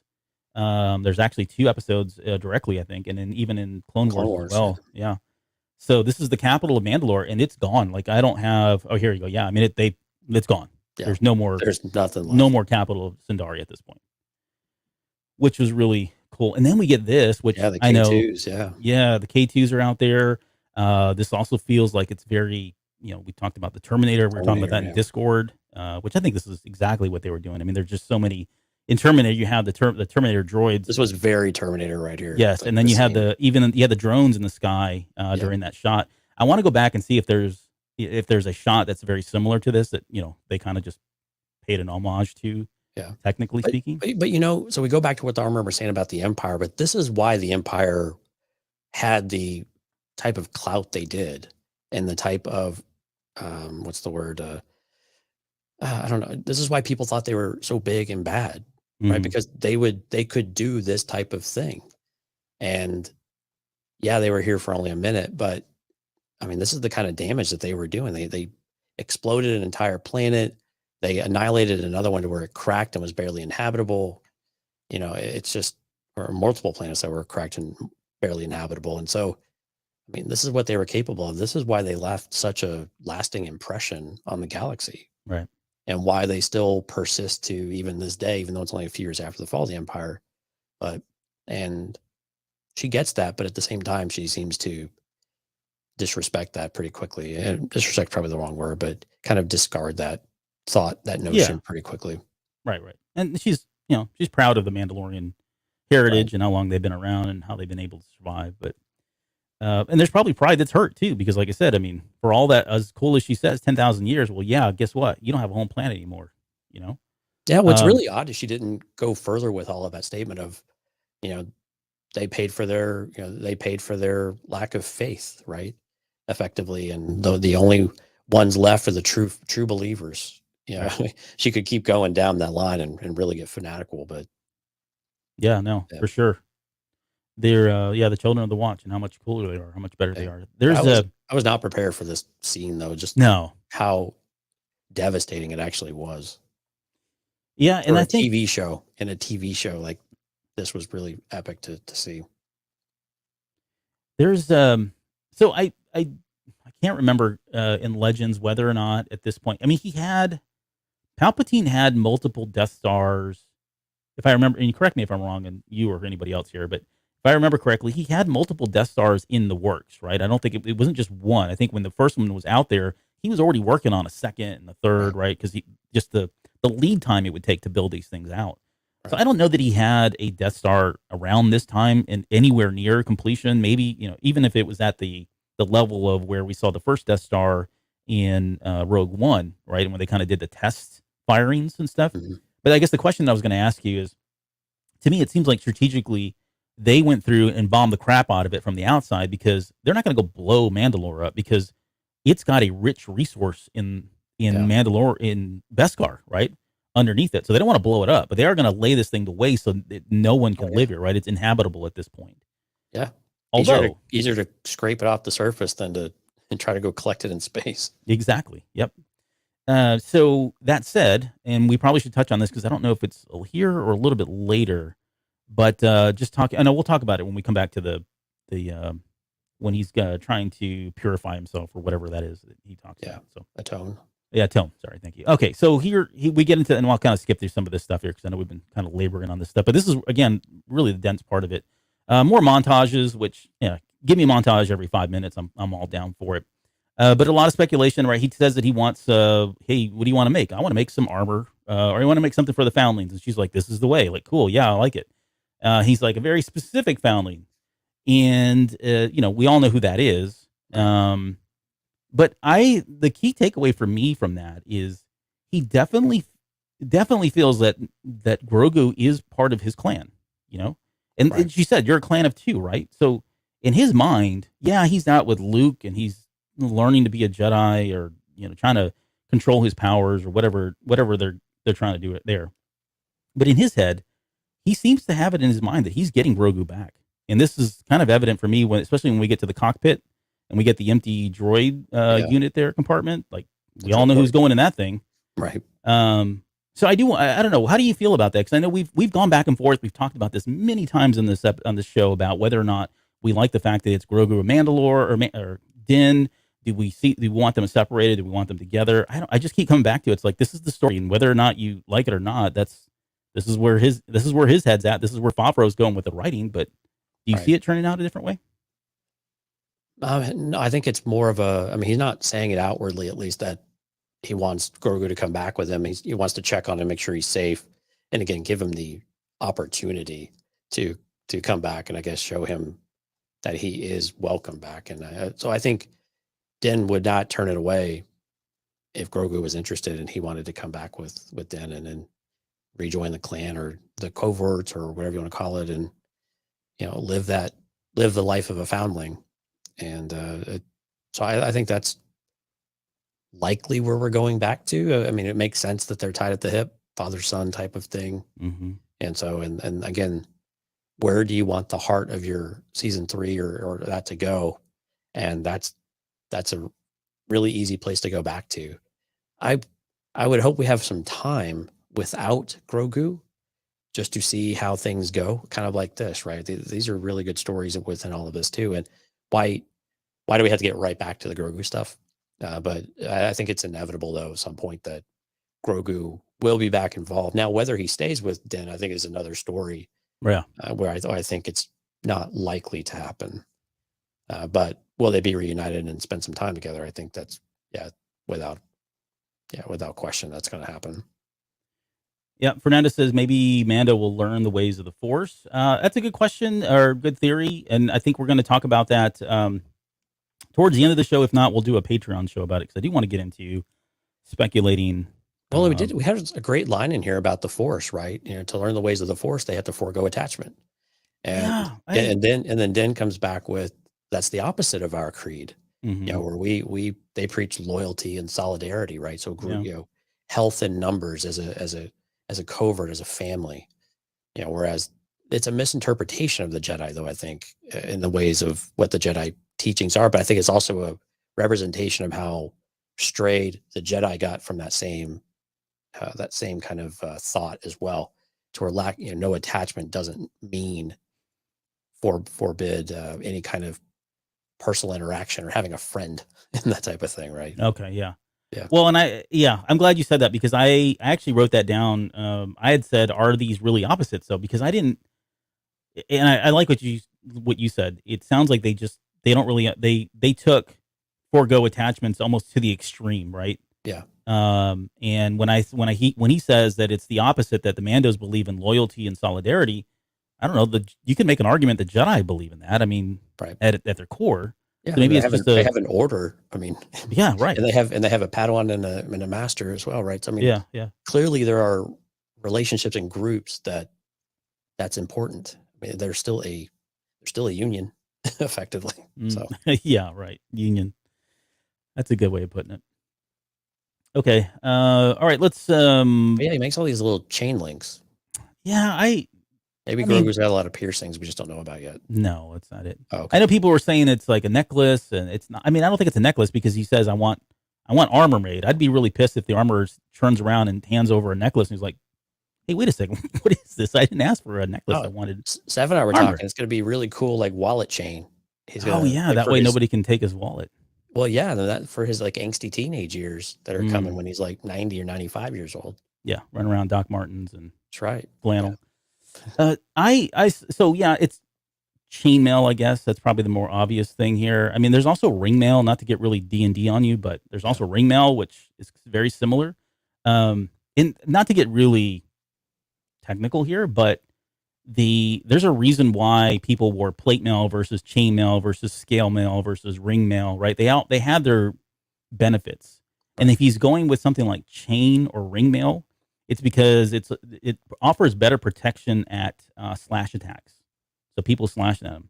Pokey stuff, not so much, right? They can kind of poke through it, but slash attacks seems to be kind of the thing. So I don't know if this is kind of like a Jedi thing or protecting against. I don't know what they're trying to protect him from, but either way, it's going to be some kind of mail. I was assuming some kind of little shirt or maybe some matching shorts. I don't know what's going to happen. Beanie. Like a little beanie. Oh, that'd be cool. Like a chainmail beanie. There you go. Yeah. That'd be pretty wicked. So I guess we'll get to see that. It's going to, I mean, people are going to freak out when they finally see it and they're like, oh, there it is. Yeah. He comes out with like a stern look on his face. Maybe it's a kilt. Wouldn't that be cool? Kilt. I like how the wrap that she does actually looks like, Grogu's head. Yeah. Especially when he's on the transport. Yep. Sorry. Let's go to the chat. What do we got for his Jinko jeans? That's a throwback. That's a throwback. Yeah. There was a meme that was floating around on the internet just a couple days ago with Jinko jeans. It was Jango Fett, but it was like Jinko Fett or something like that. And then there's Lauren with the Mithril shirt. So once again with the Lord of the Rings references. But yeah, I did like that she conveniently tied that to look like his head. You can kind of see a better picture of it right here. Or if you're a Harry Potter fan, it looks like what are the little Quidditch ball things? Yeah, Quidditch. Oh, the snitch. Snitch. There you go. Snitch. I forget now. Yeah, whatever. I read the book like 20 years ago. Okay, so let's see. We get to the training portion of it, and more exterior shots. I thought this was really cool. And then we get to see the kind of the underbelly here. Again, just these establishing shots. They don't have to do this. We already know they're there, but it adds more to it, right? I really enjoyed the fact that they were sitting here training and going through like what language were they speaking? What's the official language for Mandalore? Mandoa, yeah. Which is what they sounded like they were saying. I could be wrong on that, but it was like Tan, Suil. I was reading the subtitles. Oh, good. Oh, I was like, wow, that's pretty good, dude. Did you have that all memorized? So, but yeah, no handrails. I really watched this episode like 8 times. So, no handrails, no guards. Well, you got to have room to swing. Now she's pretty gutsy, right? She has no jetpack on, so but he's fine, and we got to see that too when he takes a step over the side, and the weight of the blade takes him over the edge. If you watch carefully, right, it just keeps getting heavier and heavier for him. And we'll talk about that here. I think we're probably going to get around to kind of talking about it. But she mentions that he's getting frustrated because it's so freaking heavy to wield, and he thinks fighting the blade. Yeah, she keeps saying you're fighting the blade, right? And then that if you continue to fight the blade, it's just going to win. That you can't control. She says, it was really interesting. You're weak. You're weaker than the blade. Is the Darksaber is stronger than you are? Yeah, he says you cannot control with your strength. And then she mentions that his mind is distracted. He needs to focus, and he says, "I am focused." And she says, "The blade says otherwise," which I thought was kind of funny. I love her little retorts. They're so perfectly timed and delivered. Yep. So I want to talk quickly about the blade itself and the heaviness and where all this is kind of coming from. So if you've not had a chance, if you really want to know more about the Darksaber, go watch Season 3, Trials of the Darksaber from Star Wars Rebels. There's a lot of information packed into that one. It's a very dense episode, especially it gets into a lot of the lore. That's where we get the the Tar Vizsla animation that we've probably seen before. That's at the very beginning, and we get to see Sabine train with the darksaber. And to be clear, she's trained by two people, actually. I know people will say, oh, it's Kanan who trains her, and that's true. Kanan is kind of the lead mentor, but it's actually Ezra that walks her through all the initial steps. He's the one that's teaching her all the moves and the steps and everything. And then, he's reluctant to give her the darksaber, and eventually she does. And when they start training with it, she starts making a lot of the same comments about it being very heavy. And when she asks, I guess I don't remember if she asks or Kanan just offers the knowledge. He tells her, she says, it's heavier than I thought. And what he says is, energy constantly flows through the crystal. You're not fighting with a simple blade as much as you are directing a current of power. Your thoughts, your actions, they become energy. They flow through the crystal as well and become a part of the blade. So, and there's a part in there too. There's another piece, and I don't have the exact verbiage, but I think he's talking to Hera. And he mentions that, Hera makes a comment about, maybe she's not being able to wield the blade because she's not force sensitive. And Kanan says the force is in everybody. It flows through everyone. So all that to say, I don't know that she's you don't have to be force sensitive to wield this thing, but there seems to be some kind of connection to the force. Definitely. Now, how it manifests, I think, is different from somebody who's force sensitive and somebody who's not, but it does sound like somebody who's just an average person that is not force sensitive can somehow at least tap into it in some way to kind of help guide this sword, which makes sense, right? If you're a Mandalore and you're making this lightsaber, well, of course, he was a Jedi too, but in order for it to be wielded by a Mandalore, they've got to be able to tap into that in some way. At some level, they have to be able to channel their thoughts, like Kanan says, their thoughts, their actions into energy, which then flow into the crystal that allows that blade to become lighter. And so you're not fighting that, you start fighting your opponent. Right. Oh, is that a pause? Okay. Yeah, let's pause. Yeah. No, yeah. And it's one of those things of, is this a good thing? So we talk about, light and dark.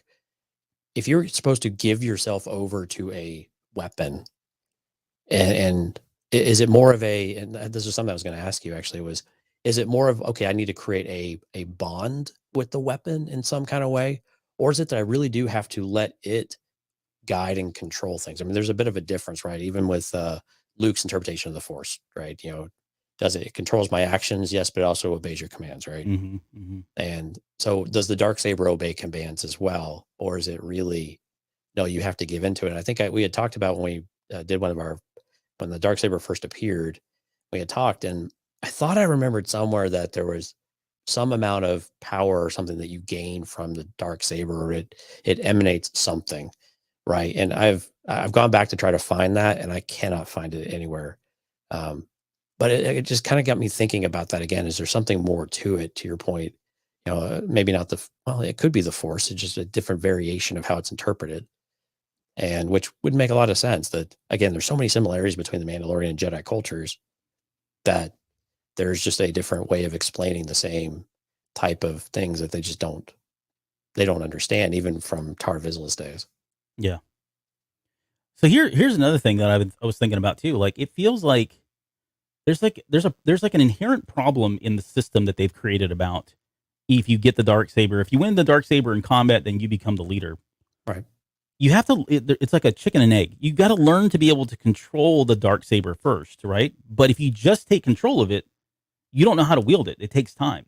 So if it were me, unless there's some kind of bylaw here or some law that I'm not aware of, the best time to attack somebody and take it from it is when they've just won it, because they have not learned how to use the darksaber, right? So that's when they're most vulnerable. You don't want to give them any time. I'm just telling you, for anybody out there that's wanting to take over and learn, take the darksaber from somebody, that's your opportunity to get in there while it's just been handed over, because that's when they're going to be the most vulnerable, because they don't know how to use it just yet. Right. Yep. There you go. Well, and that's what we saw from Paz, is that even when they start when he challenges Din to the duel, it seemed like it was more of Din's pride getting in the way of where he accepted this duel, where it was really stupid, why he would do this right away, especially after getting his ass kicked by the armorer. Well, speaking of which, I have that up right now. I did love that, where she bonked him on the head, then grabbed his helmet like a kid with the tongs there. Oh, I didn't even notice that. Yeah. Oh, wow. She's holding him there like a little punk snot bros brat. focus kind of thing. So she's clearly well adept at fighting, which I can't wait to see. I hope we get to see her fight other people and alongside Mando and Boba and right, my Albert's headcanon kind of theory stuff. All right. But yeah, this is a really cool moment too, because this is we saw this with the spear when he was fighting Moff Gideon and how it started to heat up, kind of like superheat when it was touching the dark saber. Mm-hmm. And so I really wonder, like, at some point, can it go through Beskar? Because it looks like it's getting red, and I'm no smith, but yeah, red usually means it's about to go getting close to a melting point. Mm-hmm. Okay, let's get into the duel. That's next. a good point. Now I'm trying to remember Moff Gideon fighting with the dark saber now. Yeah, he didn't seem like he struggled. Right. And I was thinking about that. Okay, so who all? Or now you get me all excited here. So I started thinking about, okay, who all had and wielded the dark saber? Sabine certainly had a problem with it. Yeah. Pre Vizsla had no problem whatsoever. Like, he was wielding that thing. I mean, he got in some pretty good shots on Darth Maul, right? Right. Maul eventually killed him because he's a better fighter. But he didn't have any issue either. No. Well, and so I kind of excuse that one as, okay, well, he's Force sensitive and he's a part of the. I mean, he's probably using the Force and it's compensating for whatever. But we haven't really seen Bo-Katan. The only thing she does is I think she holds it up. I think whatever at the end of Rebels. Right. Ezra didn't have a problem wielding it either, but again, he's Force sensitive. So I don't know. It is interesting that Gideon was able to kind of wield it that way, and we don't know who else has owned this thing since Maul lost it at some point. But the way I would chalk it up is, it's not one. Maybe it's not one of these things where it's like Mjolnir, where you have to be like, what are they? Worthy. Yeah, you got to be worthy, right? I don't know if it's worthy so much as it's you just got to be able to focus and use your some sort of got to tap into some sort of connection with it. Yeah, like the energy he talks about. Yeah, you got to be able to convert that energy, and I think it's agnostic of whether or not you're good or bad. Anybody can wield this thing. It's just a matter of focusing the right way. But what do I know? So let's get into this. Let's talk about the duel here, because this is where he kind of comes in. Maybe it's in the wrong hands. Yeah, a real socialite this guy is. Maybe Darksaber belongs in someone else's hands. And we'll cut to the chase. I mean, Mando basically, she asks him, like, dude, are you ready to do this? He says, yes, I accept. And she just lets him fight. Now, here's where I was talking about, like, okay, I've got all three of them up on the screen. This is all that's left of their clan. And she somehow allows this to happen. Like, it just seems foolhardy, or like, maybe they're just so, what are you going to tell me? Well, they did this in the armorer's lair before, though, right? Yeah, even but there was more of them. But it's their culture. This is the way they settle things. When there is a challenge, and Risk was saying this, Mandos don't deny a duel. I don't know what would happen if they said no. Maybe tomorrow. Give me some time. But it's just what about things. Let's just get up to 10? Can we just get to 10 people first, and then you can go kill each other? But she didn't let them kill each other the first time, right? That's true. She did stop it before it got out of hand. And so I think it was one of those things too, where she like, okay, you got to do it. You do your thing, but we are going to, it will stop once it gets to a certain point. And that's where I kind of took, I knew you were going to have a problem with this, but I was watching. I was like, oh, Albert's going to go off on this one. But no, I think it's that. I think that she was going to stop it before any serious or permanent damage got done. And that's why she stopped Din when he finally started fighting his own way with just the vibra knife, and just started picking Paz apart. Yeah, I get it. I mean, I'm half kind of kidding, but at the same time, I'm just too pragmatic when it comes to like, okay, yeah, there's a time and place for everything, right? And I understand being religious and being a devout and being a follower, but there's only 3 of you. Let's just pause. Can we just let's just take 5? Albert. Start breeding and bringing in foundlings, and then we can talk about who's going to rule over this. Because he's going to win the Darksaber, allegedly killing Mando. So now is he ruling over her? It's like it's the rule of 2 all over again. Albert. Yes, I'm sorry. 4 words I want you to repeat after me. Are we live? I'm sorry, yes. I shouldn't be doing this. But yeah, go ahead. This is the way. This is the way. Is that 4 words? This is the way. Yeah, okay. I'll take it. That's what it's all about, man.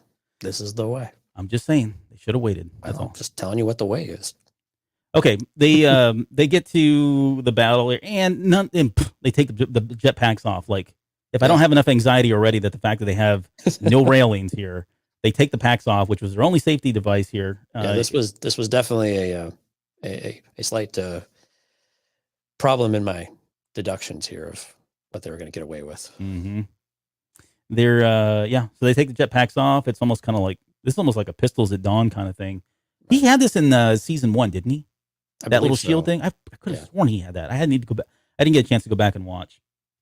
But he's got his vibro blade there as well. And then of course he busts that out like, haha, look what I have kind of thing. Yeah. Pretty good battle. I enjoyed it. I had a problem with this battle actually when Paz, I think, stabs him between the armor on his shoulder. Oh yeah, I saw that. But it's floating around like the way they did go watch it and just pay attention to it. And it's the effects were not good with the fiber knife. Oh, really? It just didn't work. Yeah, it didn't even look like it was even inside of him, and it was just kind of flapping around a little bit. It just go watch it a little more closely next time. And it's weird. There's the line in here where he says, "Fate has brought this blade back into my clan, and now fate will end yours." I thought that was good. It was cool here. You can see it visually, like on the screen. I've got a screenshot up right now of Paz holding the Darksaber, and he's like really struggling. This is when he finally takes it back from Mando, and he's having a hard time too wielding this thing. And it's just like scraping on the ground, and Mando kind of uses this to his advantage to kind of take it back from him, or at least win the battle. Meanwhile, the armor's like children. No, yeah, I'm just sour about that. Yeah, she seems to be all kinds of okay with them killing each other here. Yeah, I mean, if she was going to stop it, she really didn't. No, it could have gotten really bad, but she. Sorry, blocking people here live that are spamming the chat. Oh yeah, we're playing whack-a-mole as we're doing a show. Yeah, awesome. Sorry, folks. But yeah, I guess I can't remember. Did she stop the fight? Yes, she's like, does, enough. Right? Yeah. Yeah. Okay. All right, that's fair. Yeah, he started taking out Paz at the backs of the knees, the Achilles, everything, and has the knife to his throat. She tells it it's enough. All right, and then we get the big moment here. Have you ever removed your helmet?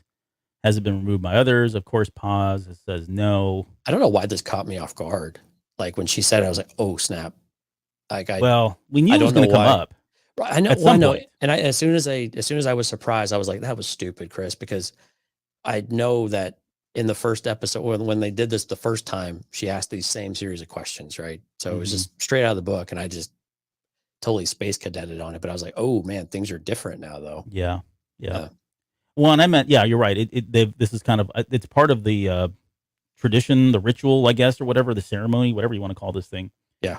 I wondered if he was going to tell the truth. I was I mean, and Lauren just said that she wishes he would have just lied. I was not sure what he was doing, but I was glad he told the truth. I think that was that's what they are. You have to just accept your decisions.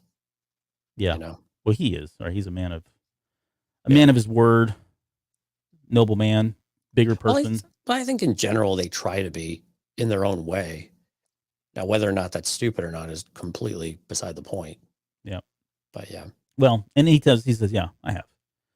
Twice. Ooh, what do you think about that? You are Mandalorian no more.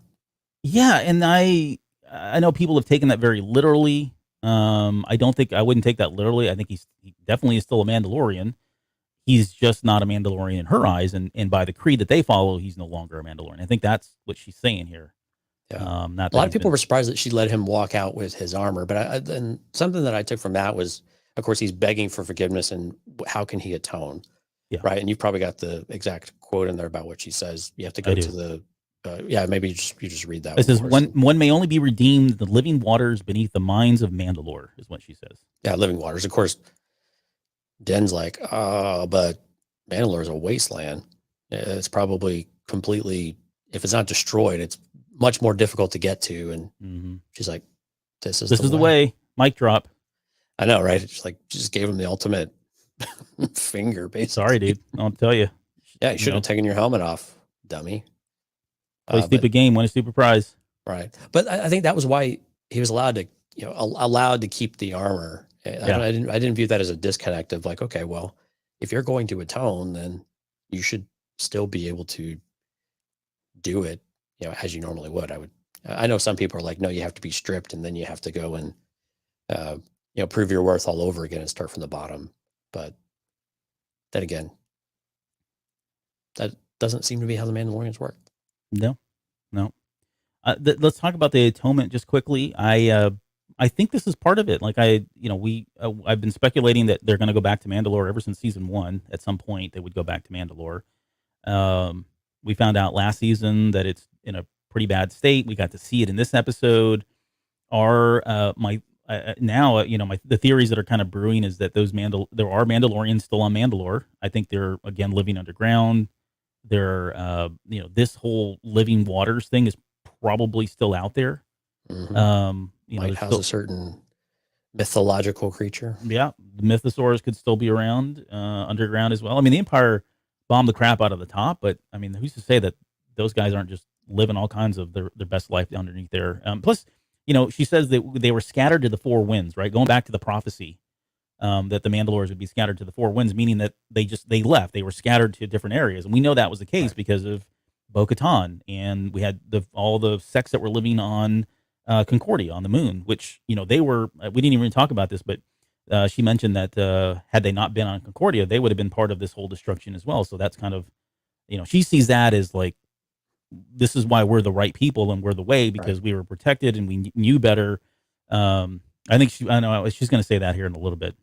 Yeah, no, that's why you're exactly right on the money. That's why they were spared. Yep. Is because they followed the true path and the others paid for their sins. This is very it's very religious. Yeah. Like especially like you talking about like Mormonism and how they believe that there's a true, like there's all kinds of churches out there, but Mormons believe that there is the true church and that's their church because of the things that they've done, and they're not unique in that aspect, right? There's a lot of other religions that feel that same way, but this is very similar in the sense here that they feel like they got it right? Look at us, we're only 3, but right. But we're the right ones. We're coming back strong. We're the righteous. Anyways. Okay, so I think all that's going to play out again. I think this is all signaling of things to expect, things that we're going to see in later episodes, season 3, season 4, wherever that maybe go. I think the mines are all still intact, by the way, as well. So that bodes well for a lot of different things when you think about the rebirth and rebuilding of Mandalore, knowing that they've got Beskar still down there somewhere. Yeah. So we're an hour and 47 minutes into the show, and I'm pretty sure we're only about 15 minutes into the episode at most. Maybe, but we've gotten through the heavy. Like when we get to this is the heavy lifting part. Yeah. When we get to like the Peli Motto and all the 80s montages and rebuilding the Camaro, the 69 Camaro, that stuff's going to be like, we'll go through that really quick here. I thought it was interesting too. Like she doesn't even look at him, like doesn't even acknowledge him as she walks by. Yeah. Turn her back and don't look back. Laters. Okay, so he heads out and man, he has to ride public transportation. Man, okay. how the mighty have fallen. Same transport though that we saw in Mos Espa. But did he have to? Like, if I'm Mando, he gets to. Maybe that's more. He doesn't have to. He gets to. Well, if I'm Mando, why? Like the idea of a Mandalorian, weapons are my religion. I'm going to go take Southwest Airlines, fly coach. And I'm going to unload all my weapons into a container that I have no idea what they're going to do with. Somebody could take it, steal it. I mean, he's already got that. We see that here. Why would he not? I mean, he doesn't have a shortage of money.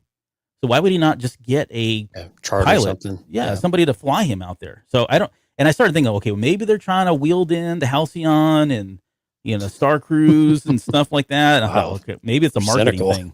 Well, I'm trying to make sense of why he would go fly on a commercial airline, right? Or Starship or whatever. I think it was just a reminder that there's no Razor Crest. Oh, maybe. Sad face. All right. Well, yeah, he hits the metal detectors and we get this whole thing. And this was comical. I like the music too. Like it changed, the tone of it changed. It was a funny take on the main theme. Can we pause on music real fast pause and talk? The music in this episode, while it was really good at times, was really inconsistent for me, which I think has been a bit of a criticism for the show in general for the whole season. But the music was just I liked it overall, but it was just still very all over the place. Did you get that feeling, or did you really feel it seemed more apparent to me this episode, maybe because I was so much more familiar with the Mandalorian tones and the way that that music kind of feels in the vibe. So when there was a shift, it felt very stark. Mm. I would say yes, but it felt like it was a very like this episode had bits and pieces of music from like Mandalore. There was Book of Boba Fett. He was pulling stuff back from the original trilogy. There's some Phantom Menace tones that were in there, or episode 1 stuff that was going on. So it just felt like because of the way the episode was written and because it had all these references and we were going back to Grogu. Yeah, it felt like a hodgepodge of stuff, right? A very eclectic collection of music. It wasn't very consistent. Whereas, you go back to the Book of Boba Fett, any one of those episodes, it's pretty straightforward all the way through because we're just dealing with that storyline. And this was really kind of dealing with a lot of different things. Right. That's kind of how I saw it. But yeah, I get what you're saying. So I like how he had to get rid of his ripcord, but they still let him take his jetpack on the ship. Wait, that's not a weapon. Well, it could be his death if it's poked at the wrong way. Oh yeah, that's true. But yeah, I did like all this stuff here.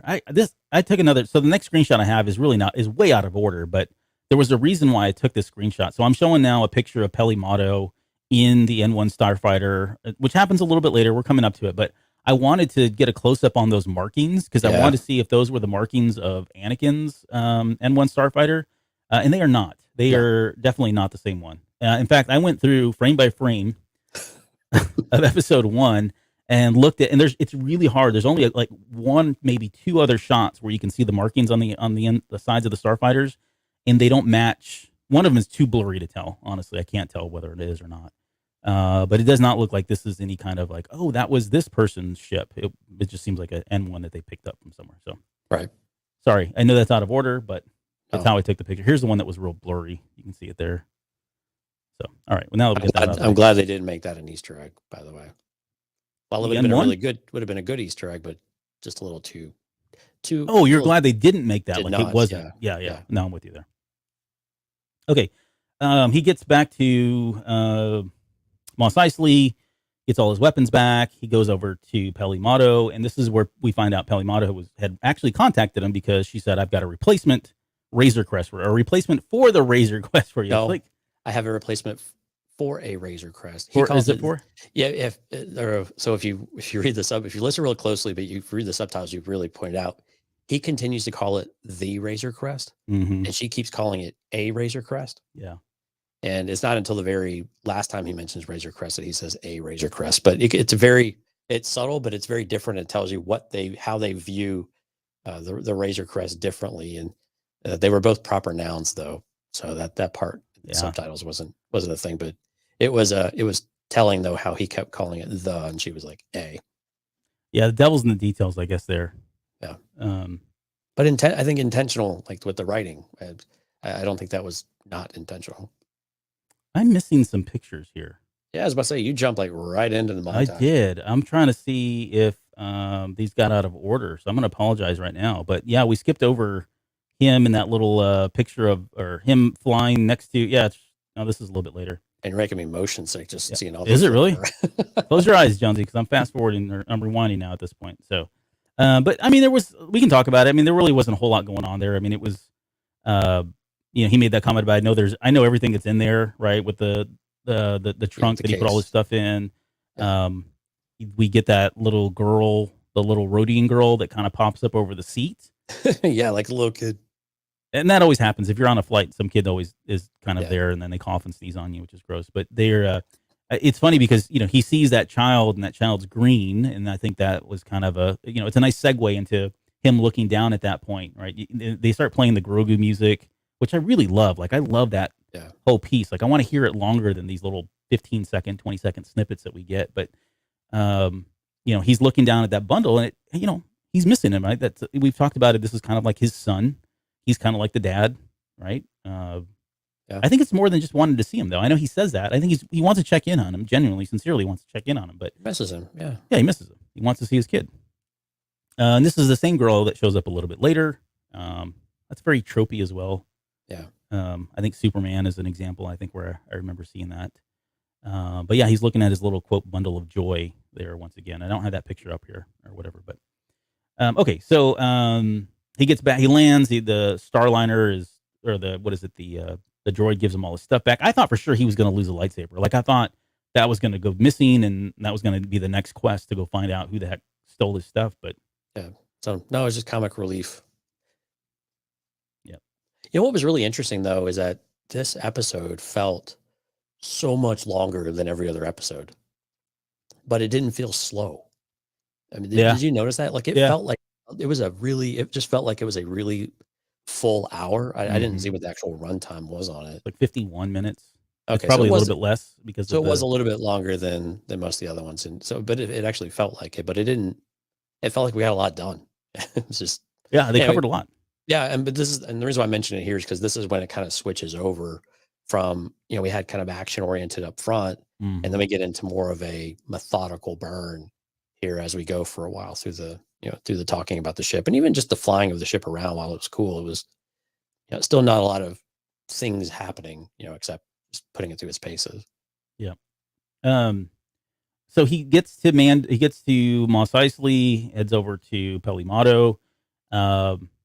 We get to see the little droid, the BD unit, which I have a better picture of a little bit later. Again, I apologize. I don't know what these. I know I took them. I just don't know where they are. They posted a cute little meme on our Twitter earlier. He's like just doing his little dance. Yeah. And for those who don't know, BD is from the Jedi Fallen Order game. Yeah. He's on. What's his name? Kale Kestis. Yeah, it's Kale's droid. I don't know for sure. I don't think it's been confirmed, but I don't think it's BD-1. I think it's BD-1 was the name of that droid. I think it's a BD unit. It's a BD unit, right? Which was cool. Which I love the fact. Someone said it earlier, and I know people have talked about it, but this episode also had a lot of everything. Like you had references to movies, TV shows, video games. I mean, they've really kind of opening the gates here and setting a precedence for what we can expect now going forward in Star Wars storytelling, which is awesome. But yeah, I think that's the first thing we see, and everybody went, oh, when that happens. And then we had that whole Pelimado scene with was that a Womp Rat that was kind of like taking her and she fell on the ground and was getting pulled away, or what was that? Just kind of like, I don't think it was a Womp Rat. I don't know what it was though. It was whatever it was. She was going to eat it because she tells the droids, go get that thing before it gets real gamey. It's like, oh, that's disgusting. You're going to go eat that? But yeah, Mando comes in. She says, what an entrance, which, yeah. Right, yeah. What he's known for. There was a line there too where she says, did you bring the cash? And I saw people a little bit upset, or at least talking about whether or not that felt un-Star Warsy, if you will.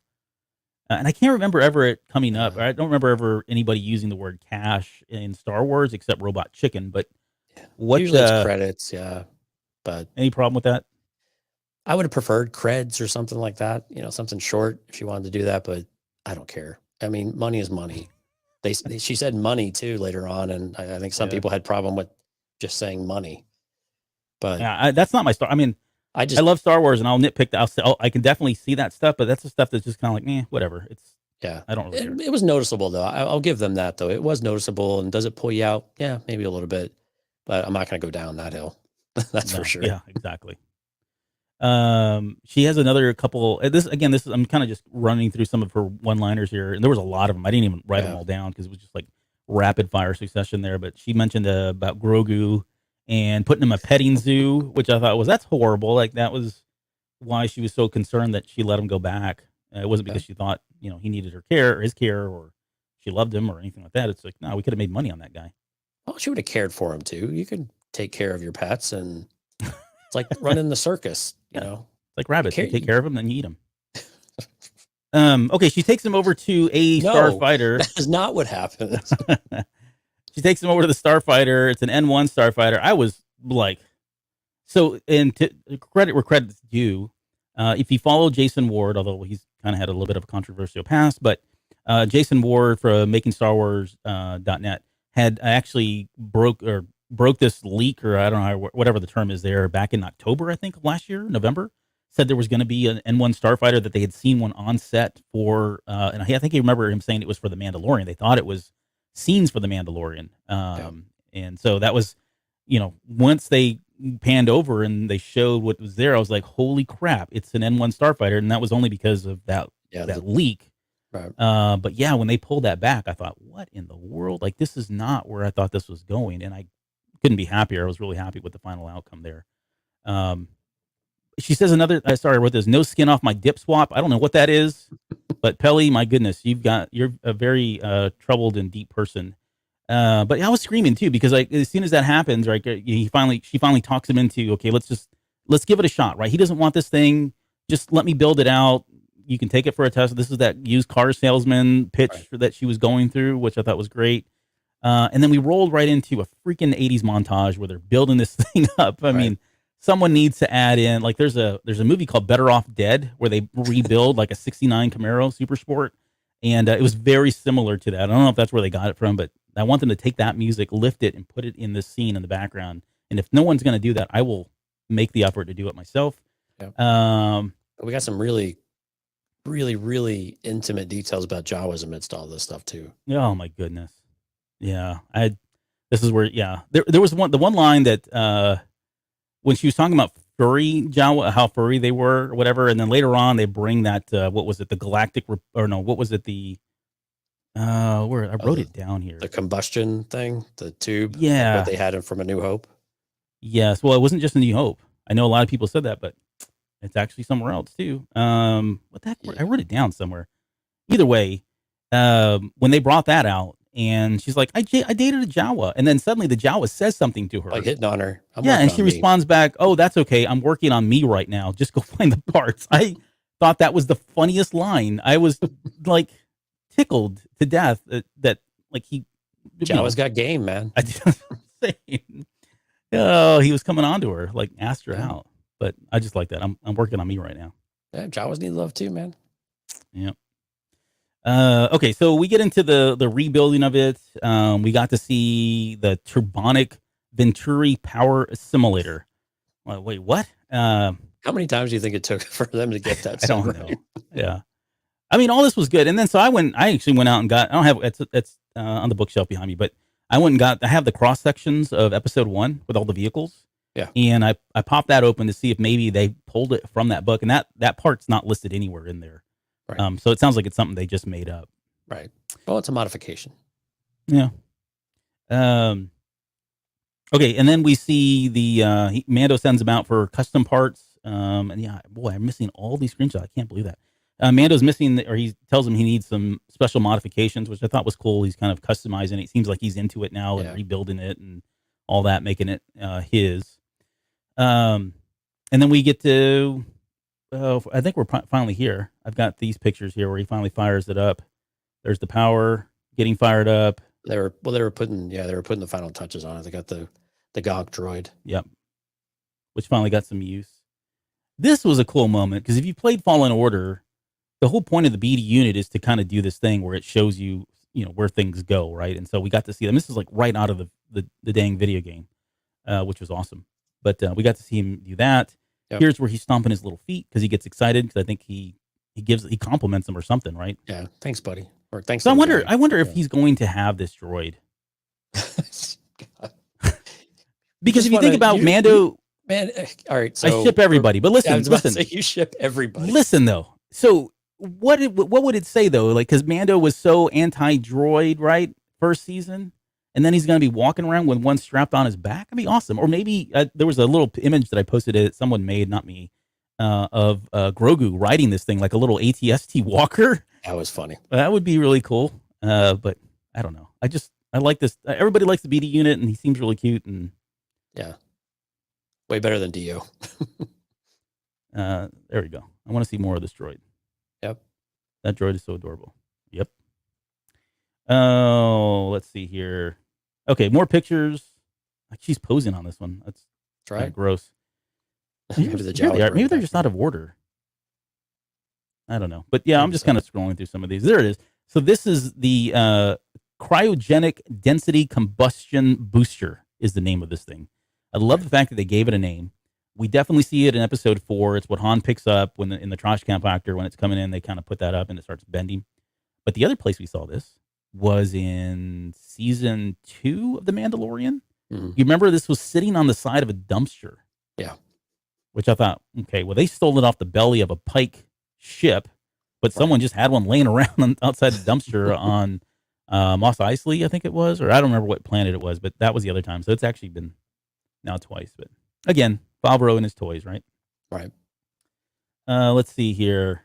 And this one, he rolls it out. Like this shot right here was just awesome. Like it's so not. I would say it's not Star Wars, but these overhead shots, we just don't. It's not something we normally would associate as being Star Warsy. But I love the fact that we got them, and I think it works. And I think, like I said at the very beginning, it just feels like we're kind of refining what Star Wars means and what Star Wars looks like, which I like. And I like that there's so many panels missing, and you have parts that are exposed. And, it still reminds you that it's still cobbled together of sorts, even though it's pretty well put together by this point. It gives it character. Yeah. Which is what it does not need. I mean, this thing has been heavily modified. It's got this, what do they call these things? A blower on a vehicle? I think that's what they're called. Yeah. It's essentially what that is. And then he's taken, like, normally N1 starfighters have a gun turret, a blaster turret that runs down the middle right here. And they've now added 2. So there's 1 on each side. So it's like a twin firing N1, which I thought was pretty neat. I'm trying to think what else they've done. I don't know what these are down here. I don't think those are these on the underneath the belly on the sides of the engines. I don't remember these being on the N1s. So I don't know if that's another customization. Yeah. Might be fuel or might be a missile of some sort. I can't wait to see what else this thing has. Like because she does allude to the fact that I made a lot of, I made a lot of modifications myself, kid, but we're really busy. So if you'd get on board. And then so this whole scene too, I thought was just really great. Like I've got a picture up right now where he's kind of running his hand really like above the ship as he's kind of going around and looking at it, and he's really kind of admiring and adoring checking it. And plus, the lines, yeah. Yeah, he's checking everything. I mean, there's sweat equity in this, right? He built this too, so he's got a sense of ownership and pride, and you can see it here. This was a great moment for her, I thought too, where she's kind of looking at him and she's looking at him like she's proud of him, and happy for him. She's proud of herself. Let's be clear. But yeah, we did a good job. Like we actually pulled through. Yep. But then they removed the droid port, and a couple of things. When he got into this cockpit, I got claustrophobic feeling. It is pretty tight. Yeah. I was like, how would anybody? I mean, they talked about it had, you can do hyperspace without a hyperspace ring, which is pretty cool. She was telling that when she was giving all of the, the specs of what an N1 could do, but who would want to travel for long distances in that little small canopy when you're coming from a gunship? That's a different lifestyle. Yeah. The quality of living has changed drastically at this point. Right. You can definitely see Grogu up in that he's little gonna be behind him. Yeah. It's going to be cute. He can puke up there, clean it up himself. Right. Just wipe it down when he's done. It definitely is claustrophobic here. I think later on we get what I call the crotch cam, where they literally had a camera like at his crotch and he's like holding the well, it's the aviator. Yeah. The Air Force pilot cam. Sure. Like they do. It's a crotch, but yeah, I get what you're saying. well, eventually what they'll do there for Grogu is they'll make it into a little turret. They had on the back on the like the World War I planes, or on like Indiana Jones in the Last Crusade. Yeah, or on the Ghost. Oh yeah, there you go. I was gonna make an Indiana Jones reference, so you can't take that away from me. The Ghost, and then what was the ship that the Bad Batch was flying around in? Oh, the Havoc Marauder. Yeah, I think they had a gun turret on as well. Oh boy. Okay. Let's see. This is where he fires up the engines. I don't know why. You hear the car? You hear the car engine, the muscle car? Oh, it's so yeah. It's very George Lucas would have been proud. Oh, he would have been. This was like a love letter to George Lucas and his love for like fast cars and muscle cars in every sense of the way. Even this, I mean, the way this thing started up and it was humming and vibrating, kicking out exhaust here. This was one of the coolest shots I thought as she's panning over left to right, and this thing is kind of like spinning. You can see that drum rotating. I mean, it's like this is so like mechanical, right, in terms of the way it works, and yet it's supposed to, deliver high speeds and go into hyperspace, which is just so freaking cool.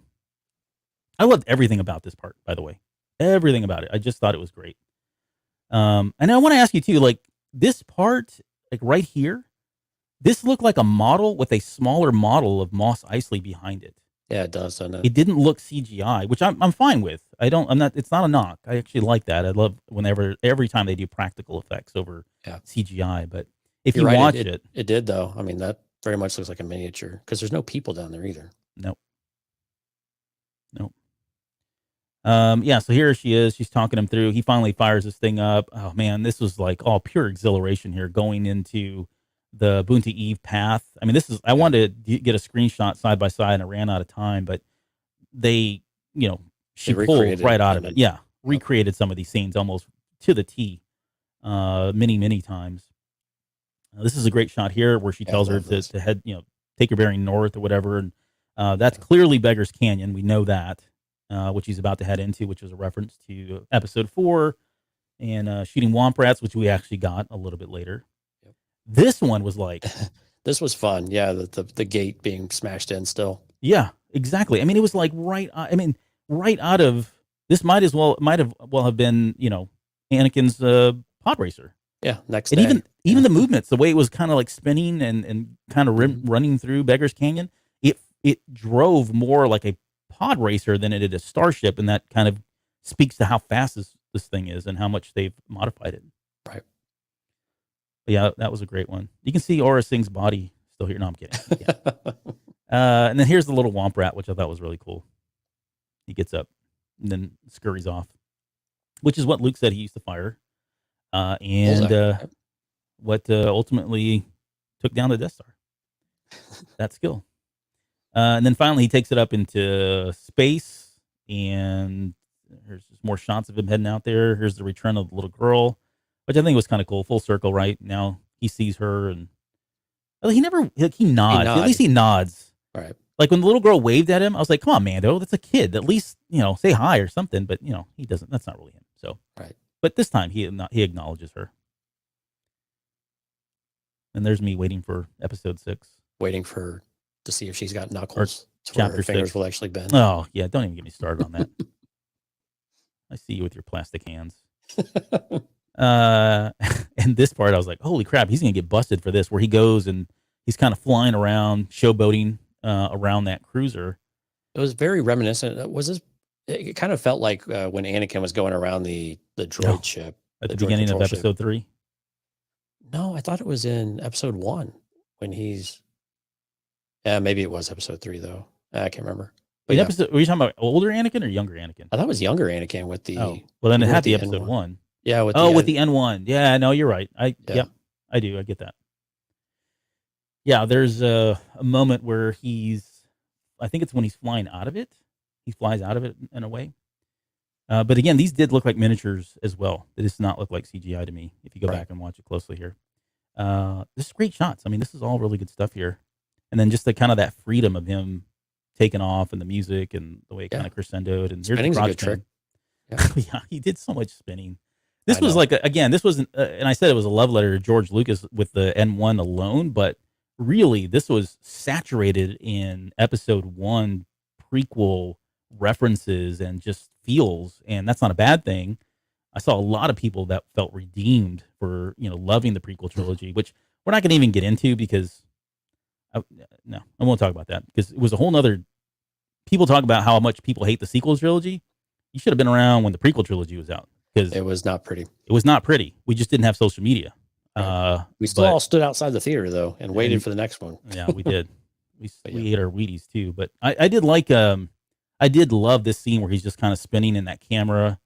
It's just a beautiful shot. Never thought I'd say that about Tatooine. And then finally he gets pulled over by the Popo for hot dogging. Yeah, demonstration, or is it what's the official term? Something of acceleration. It is an official term that you can get ticketed for kind of showboating like that. But all right, so we get into Carson Teva, which comes a little bit later, but then we get into what I call Duke. Duke Skywalker instead of Luke Skywalker. Do you have his name? I didn't write it down. Mark Lloyd Jones, I think. Is it Mark Lloyd Jones? I think that's right. Yeah. You got to watch out for those people who have three names. Like, I don't trust anybody with 2 first names or 2 last names. It's a rule. It's a good rule. But yeah. Okay, so anybody that doesn't know, this actor is the one that played Luke Skywalker when they did the final episode of season 2. He was the stand-in before they try to CGI his face on there. So, okay, so now a lot of people have taken this as like, oh, they're signaling that, Luke's going to be in the next episode. I don't think that's the reason why he's here. I think he's an actor. He's part of the family now. They probably needed somebody to fill in. Hey, no one's actually seen your face. Let's give you some lines. Let's give you some screen time. I think that's really where it's coming from. Although I'll say, Jordan Mason, who tends to have a pretty good streak of, he's on the inside, I would say. Right. He did post 2 days ago that he had from a credible source, and again, just relaying what he messaged about, that we would eventually see Luke Skywalker in the Book of Boba Fett this season. So whether this was a signal or not, I think the two are independent. I think this is just a good favor done for him and good for him to have more screen time. But we'll come back to that, I guess, in just a second about whether or not we're going to see Luke Skywalker in the next episode. So, but yeah, that's who this is. Long-winded way there of saying all that. And this is that scene. I felt like, I don't know. Yeah, it's just too on the nose. It was too on the nose. Officer. Yeah. Yeah. I get why they did it, though. Yeah. But, I mean, clearly he hears his voice. He knows it's, suspects at the very least that it's Mando. Or someone sad. Yeah. Right. Asking him if he, basically blasted his way out of Mos Eisley. No, they did have a Razor Crest that was trashed on Navarro. Or, not on Navarro, was seen on Navarro, right? Yeah. But this is where he gets to use turbo boost and show us how fast the ship really is. Yep. This is nitrous oxide, or if you're from a dead start. Yeah, they were both just completely up, like just taken aback. Like, how did he jump to hyperspace? I couldn't even get a good picture of this. It was I was like trying frames. to, not enough frames. I was trying to click it as fast as I could, and look how far away it is. Like, I'm old, but still, I wasn't able to get a good shot of it because that's how fast it takes off. And if this thing goes as fast as this is just sublight speed here. Yeah. This is like, I don't know. It's a contestant for fastest ship in the galaxy, in my opinion. Might be. I mean, the Falcon can't take off this fast. I know it can't. I mean, it's fast, but I think it's got a higher top speed and all that. But this is a quick pure punch. Acceleration. Yeah. It's a muscle car. Right. And they don't want to fill out paperwork, so they they go back on patrol. Yeah, that's another trope that's used for cops. We're not going to report it because it's just going to cause us paperwork. And want to go get coffee? Sure. I love this picture, though. Yeah, it's nice. It's beautiful. The two X-wings with the planet in the background. Mm-hmm. And some of it's in darkness, and some of it's not. You really get again, I can't believe I'm saying it, but Tatooine actually looks kind of pretty. This is him coming back, and this is where we get the final line. Wizard. Would you have a problem with this? Like, I know it was funny. I thought it was funny, and I know people said it was out of character for him, and I don't know. Maybe it is, maybe it isn't. But again, I think it's just it's. But Mando. Here's what I liked about it. Mando is something totally different for him, and to the point, I don't know if he's ever flown anything like this, because she has to tell him stop flying it like a junk freighter, basically, like a gunship. You're right, and fly it like it's actual starfighter. Starfighter, yeah. Because he said it was handling really rough, right? Because he was just going too slow. There's turbulence, and it's not meant to do that. It's meant to slide and glide and slice through air and all that. So that he was excited and got a thrill out of it, and he showed that enthusiasm in his own way during the test flight. That he come back and say something out of character, I think is actually totally in character for the moment, or in the moment maybe, of he's excited. It's just something different. And he's like, yeah, that was wicked. It's like when you get off a roller coaster for the first time yeah, that exactly. you rode, right? And you're like, oh my goodness, that was insane. Let's go do it again. Yep. Sorry, I'm just taking a note that says Photoshop Grogu into the cockpit in the wizard scene. Right. And then put smooth as a Gonks scomp jack. Oh, again, I don't know. Like these, I'm sure they're like fine and there's nothing meant by them, but it's so gross when she says stuff like that. I just, and so here's the line she says when he gets out. He gets out and she says, "Those J-Pulse engines really tighten the old evacuation port, don't they?" I'm like, so if you ever heard the term of it makes your, pucker up, that's exactly what she's doing. They're saying here, just in a Star Wars term, which I thought was freaking hilarious. I did like how they kind of shifted a couple of the things that we would say, like it'll make you blank yourself, and yeah, they found a way to make that sound like Star Wars too. But yeah, they kind of fit. But it's just kind of the rough around the edges of her character, which is just great. I think I said on one of the episodes here this season, I said one of the things I really like is when Jon Favreau is writing dialogue. I think he does a really good job, and I think there were some pretty good examples here with Pelly's lines and then just Mando's interaction and that kind of thing. But Yeah, so that's sort of some of that same stuff here. Okay, so here's where she said, he's kind of pointing at himself like me, like somebody came looking for me, and she's like, yep, but don't worry, I ruled him out, which I thought was a really good moment. And then of course you see Fennec Shan sitting up here at the very top, because you're not going to keep her out. Right. Look how she's like glowing in this episode. I know, right? She's super happy, especially for the world crumbling around Boba right now. But maybe she got a little. You're going to ship them now? Who? Mando and her? Fennec and Mando. Oh yeah. I've got a whole fanfic written already about it. You'd be like, I'll remove my helmet for you. He's already done it once. Yeah, promiscuous little guy taking your helmet off for every girl. That's right. She does look very pleased to see him, though. Oh, I know. I'm just like, she's real chummy with him. Like, I love, like, watch her walk. She's got like a little sauntering. Yeah, like a little saunter, sachet, strutting kind of thing. Sachet, going there towards you go. him. Yeah. She looks like Carla from Cheers. Nobody knows what that reference is. I do. I did. Yeah, she dated Frasier. Hey, coach. All right. So here's what she says. Hey, you're looking for work. And, tells him he immediately thinks, oh, Boba Fett, it's on the house, which I thought was cool. Again, he doesn't need the credits, and sure, why not? Well, we had talked about it before. I think, credit to you, I think, is that, are they friends? No, but did Boba keep his word? I think this is loyalty and solidarity thing, right? Mm-hmm. And it makes a lot of sense that we kind of had that up front, and Boba kept his word that they would help, get Grogu.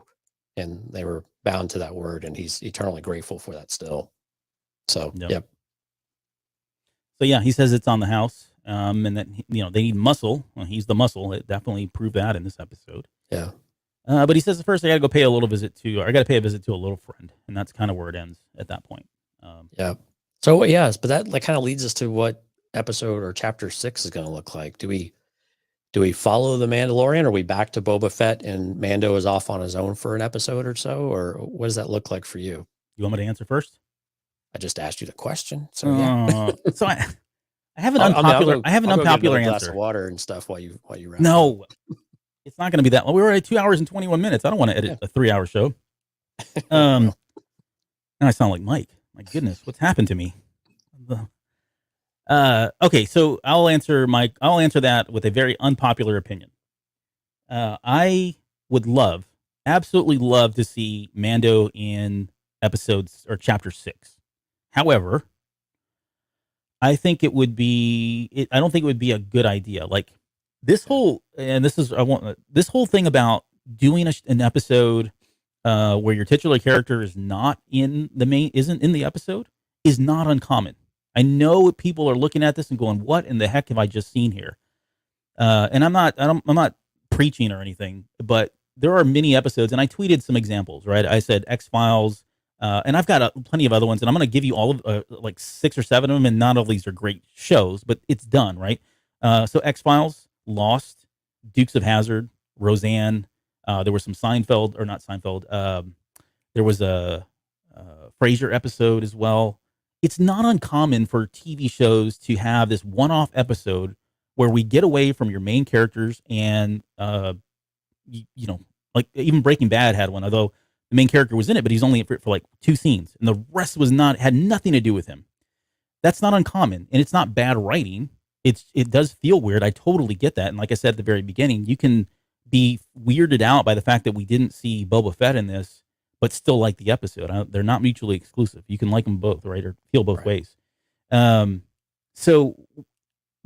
historically, it's always been a one-off episode. And I think if they went back and did a second episode, right? If they took 2 out of the 7 and dedicated them only to Mando, I don't know how I would feel about that. I mean, it could be maybe it feels the same where it's really cool, but then I think I would feel shorted that we didn't get Boba Fett for a full 7 episodes. And also one other thing. I think originally we were looking at 6 episodes of Book of Boba Fett, and then they moved it to 7. So if you take it from that angle, you got a bonus episode with Mando in this, because we weren't supposed to get even 7 originally, I think, at some point. So, right. So I think that would be I wouldn't say a bad thing, but I don't know that I would like the fact that we had that scene. What I would like to see, finally getting to your answer, what I would like to see is the next episode is all about Boba Fett, and it's all about preparing for the war, or a part 1 of 2. Let it happen. And in episode or chapter 7, Mando and Grogu show up. They've already had their experience. They already had their thing and talk with Luke, or whatever you want to pretend happened, right? They come back in chapter 7, and they help turn the tide of the battle, or they just contribute to it in some way, whatever that is, right?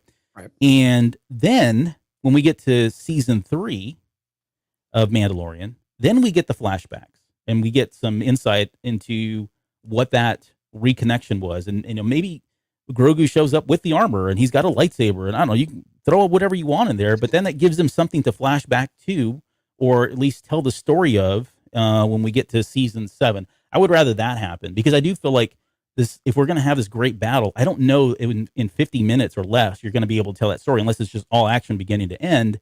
And it feels like, because we haven't had, or we've had this episode, we've not had a setup outside of, we just know it's coming, but there's no preparation, there's no montages. You know what I'm saying? Like, it doesn't feel like it's ready.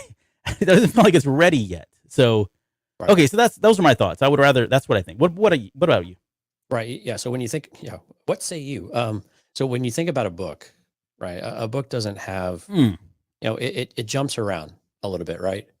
And it sets certain characters up so they can come together in a different point. That's how I had to go back and look at this. And I in our chat, I had to make a comment where it was more, it's almost like this is a book of Mandalorians, or the book of Mandalore, or something like that. If you take Mandalorian and Boba Fett and smash them all together, and in retrospect, and in a more hindsight point of view, maybe something like that would have made more sense for the entirety of all of these episodes and all of the series and all of the seasons and all that.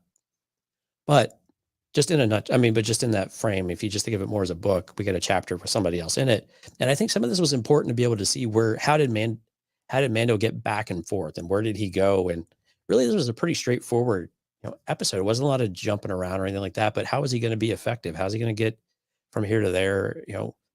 Just answering a few questions for us before we get in. Now, I don't think he'll be in chapter 6.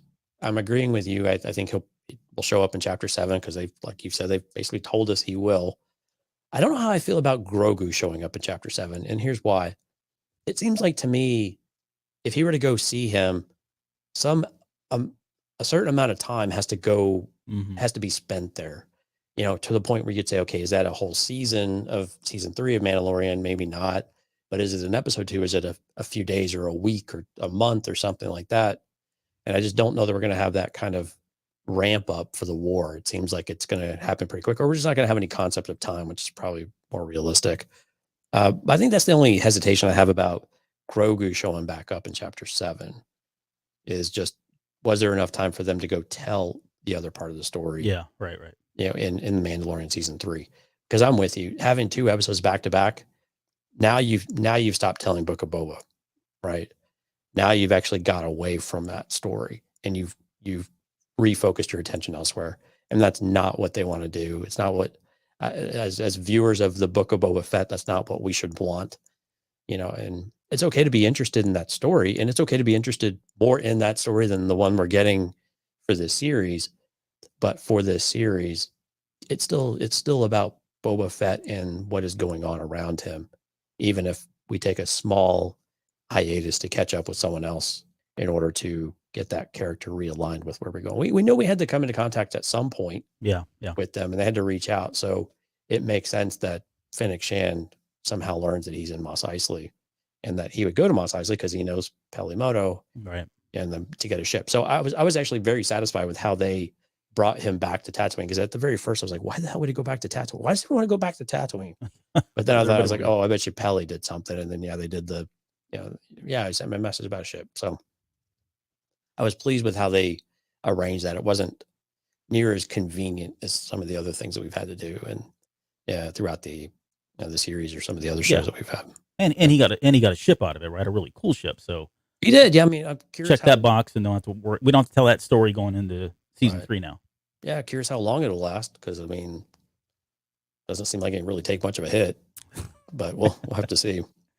I love what you said about the book analogy. I hadn't even thought about that. And I know you posted, I think you said that in Discord. No, it was in our little background chat with Mike. our safe space. Yeah. Mm. I'd love that because you're very right. You're 100% right. There are plenty of times where they deviate and tell another story, and then they come back and you realize, oh, there's some reason here. And on that note, I guess maybe the last thing that I want to answer or address at least on this episode is I always come back to the why, right? Why did we have to have this story told? There's a reason.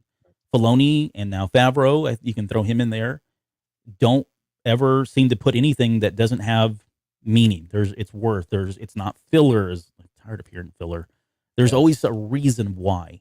And if you remember back, and I said this in Discord, so I apologize for those that read that, but if you remember back when the Book of Boba Fett was announced, there was a lot of confusion, at least in those first weeks or maybe even months, about whether or not this was chapter 3, right? Was this season 3 of The Mandalorian, but now it was just from Boba Fett's perspective, right?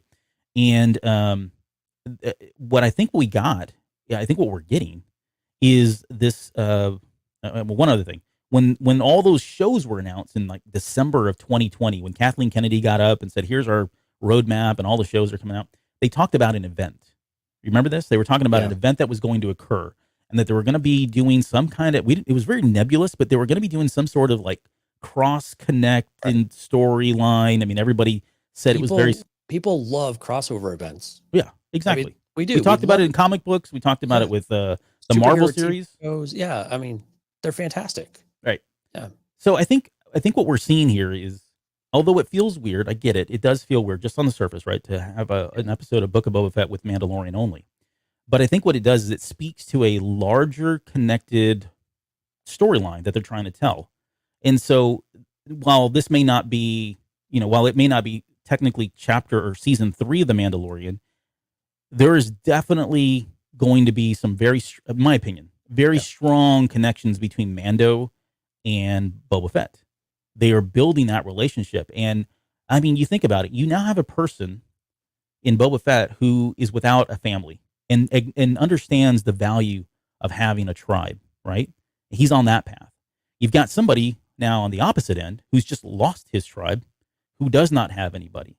So does he partner with Boba Fett? Does he look to Boba and say, look, I'm part of your clan now because these other guys, exiled me at this point. And then how does that play into that larger storyline because I think I'm almost 100% positive now that we are going back to Mandalore. And if he's not going to bring Mandalore back, someone is. Maybe it's Boba, maybe it's Bo-Katan, but someone's going to hold that mantle up. And so all those stories have to come together. And I'm starting to really wonder if that event that we're going to see is either the restoration of Mandalore or the reclaiming of Mandalore, whatever that is, or something like, Thrawn coming back with the lost fleet, right? Or something. There's got to be a reason why all of these stories are connected. That's the why, I think, here is that these guys are very connected. These stories are very connected, and you can't tell one without the other because it's part of a larger connected story, and we just don't see that yet. And that's why it feels kind of weird for us. Yeah. And I would love for Bo-Katan to get kind of a redemption, bit of arc in order, like, especially with what we got in this episode, it would be great for Bo-Katan to be able to raise the dark spear and earn it the right way and prove the doubters and the haters wrong. I was thinking about this. Yeah, I was thinking about this, and there was a little bit of irony thinking about what we had talked about when Boba Fett first came into Mandalorian about how we felt about that or how we feel if it was to happen. And we were very worried that Boba Fett would overshadow the Mandalorian himself. Mm-hmm. Yeah. And that really never happened. Boba Fett showed up and it was still very much a Mandalorian story, even though Boba Fett was really cool. It was still very much, they balanced it really well. Now we have this episode where it's almost like that inverse actually happened, right. To where this feels like it overshadowed Boba Fett, where some of the other episodes have had a bit of less consistency with, maybe with how much they've been well received from the general fan base, from a broader perspective. And so it was just the irony is always, I find irony really interesting and amusing most of the time. And so it was very funny that what we were worried about happening actually happened in the opposite way, where the new character is now outshining, the old standbys that we had, despite their badassery that they've had in the past. Yeah, good question from Twan here. Yeah, will we see Mando in the Ahsoka series? And I think that's what Albert's talking about. I mean, when we get to end of season 3 of Mandalorian, where does that leave us? Like, where do we go from there? Is that is that where we start to see Thrawn come back, or there's there's some other cliffhanger, there's some other integration of the stories that starts to show you the next handoff. Mm-hmm. And I think that's what we'll start to see. And we start to see it around this time, right? You start getting to the last, that second half of the season, especially in those last 3-4 episodes, and you start to see little things come up here and there, and they start to give those breadcrumbs to you. And so it certainly, I think, is on the table. I think it is. I think Mando is, to me, Mando is starting to look like that common thread, right? The one that threads every one of these stories, right? It's kind of, you're seeing all these different stories happen, but he's at the center of all of them, almost like R2, I guess. No, I'm kidding. But yeah, it's kinda, yeah. I mean, he's in all of them, and he's kind of the connecting point, or the what is it, the touchstone, right? Yeah. For all of these groups. So I think so. I would at this point not put it past them to put Mando showing up in Ahsoka and having a part to play in whatever they're going to do to either bring Ezra back or whatever that story is. And again, it's all leading to something, right? And he is kind of the same with Bo-Katan too. I mean, Bo-Katan can show up in Ahsoka, and that's how you get to I mean, there's like, it's like 6 degrees of Kevin Bacon at this point. Mm-hmm. And there's always a way to get back to another character now, the way they've built it. And it's very integrated storytelling. And then this is what we've been really happy with High Republic, right? That they've managed it. They've got a bit of an arc going on. They have an idea of where the direction they want to go, milestones for characters. And it starts to really feel like this is that thing too. And this is why it's interesting to understand what the hell is going on with like Rangers of the New Republic. Is that a thing anymore? And what was that story if it's not a thing anymore, if it's being retooled or whatever it might be?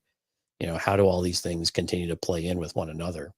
And so this is what we wanted, right? We wanted integrated storytelling, even though we're kind of, are we happy with the timeline? Wherever we're in is always up for debate, of course, but yeah, that's fine. But this is what we wanted. We wanted good storytelling, consistent storytelling, and a little mix, a lot of new characters, but also we'll sprinkle in the characters that we love in certain ways. Is we won't frown too hard about that one. Yeah, and I think the nice to have, or the wish list, also included some kind of connection to video games and books and legends and all that, and we're getting all of that in this. Yeah, good point. So, I mean, come on.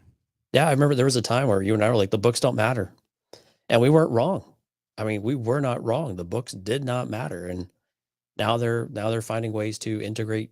I think it's still very small. It is small stuff, but we're seeing more and more of it, I would say, for sure. It's getting there. I mean, it's sometimes because the books that we're getting are not in the same timeline, I think. Yeah. So you can't do a whole lot of it, but I think that's almost probably a good thing for right now. But I think the issue that we'll have with High Republic getting mixed in with some of this stuff is that it's very Jedi oriented, and the timeline we're in right now is not very Jedi oriented. So yeah. But anyway, yeah, I mean, say what you wanted.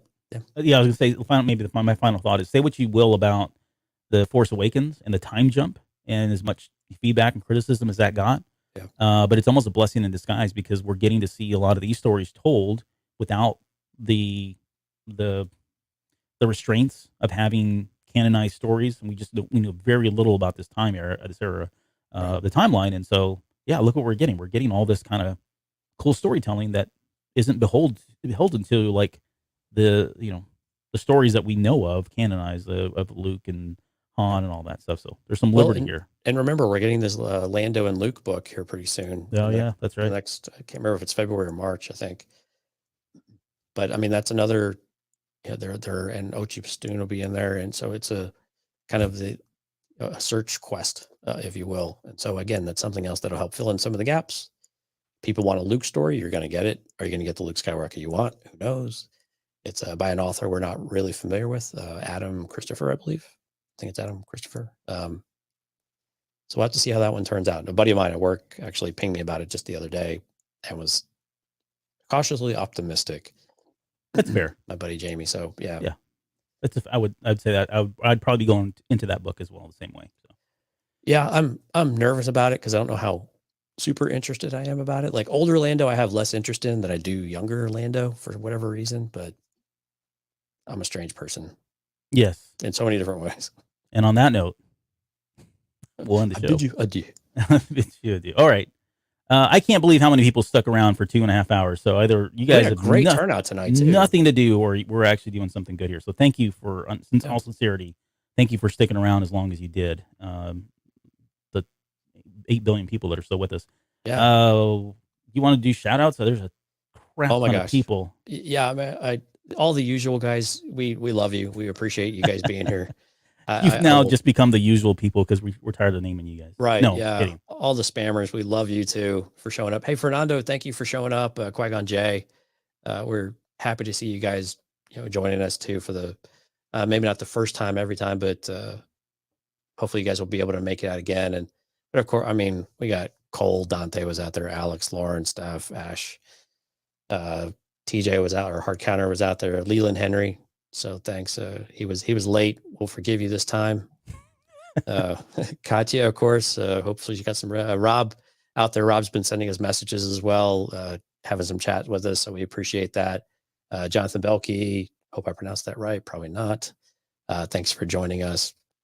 Man, I'm just scrolling through and I just keep seeing new names. I mean, we had MD. Dante. Yeah, Dante. I got MD Schlower. It's Doc. So Doc, thanks for showing up. Doc's he's messaged me over on Discord a couple times, and oh, that's right. Yep. Yeah. Oh, and Dark Tower, Mike over at Dark Tower joined us early on. So and Ash, who was the very first one, as usual. As usual, yeah. I called out Ash too, and so I think I got everybody. And again, we had a lot of lurkers. Again, we had a really, really good turnout tonight. So again, speaking we can see you, by the way. Even though you're lurking, I can see you. Oh yeah, we do have a count. We don't have names next to it, so don't panic. Yeah. Actually, you're safe. Actually, no, we don't. We'd see who likes and loves us. That's about it. Yeah, Mom. But yeah, we had a lot of people watching us anyway. So thank you guys so much. I think speaks to how cool this episode was. Yeah, not us, the episode. So okay. Hey, we appreciate that you guys want to hear what we think about it, though. So we hope you enjoyed that. Hey, look, sorry, Jonathan says congrats on the 400 episodes and thank you for doing these shows. Really look forward to them, and you pronounced it correctly. Thank you. Oh, cool. You did that, not me. Score one for the good guys. Yeah, that's the only thing we got right tonight. Okay. So happy 400th, Albert. Happy 400th. With a 2-hour and 40-minute episode. Yeah. And as a bonus, Mike doesn't know this. I'm going to hand the show over to him so he can edit this because that's what he gets as a prize. So congratulations, Mike. You've earned it. So we're doing Patreon next, right? No, but I do want to come back and do a Patreon show. And we're accumulating Patreon ideas now. No, this one's going to be quick because I want to talk about. I want to speculate on Mando and where my new theories are going with Mandalore and how that's all going to play out. I was literally up till like 2-3 in the morning last night. I couldn't sleep. I was thinking about, what if this happened and that happened? And so I'm going to get my crazy hat on and we can just kind of talk and shoot the crap, on Patreon with our folks. We've had a couple people ask about the live stream for Patreon. So how we do that is typically when we're done with the show, if we're going to record it afterwards, even if we're going to do it on another day, we post a link for it in Discord. So if you want to watch the live stream of our Patreon episodes, then join our Discord, eargluemedia.com/Discord. You'll want to be there anyway, because right now the Boba Fett thread is going crazy.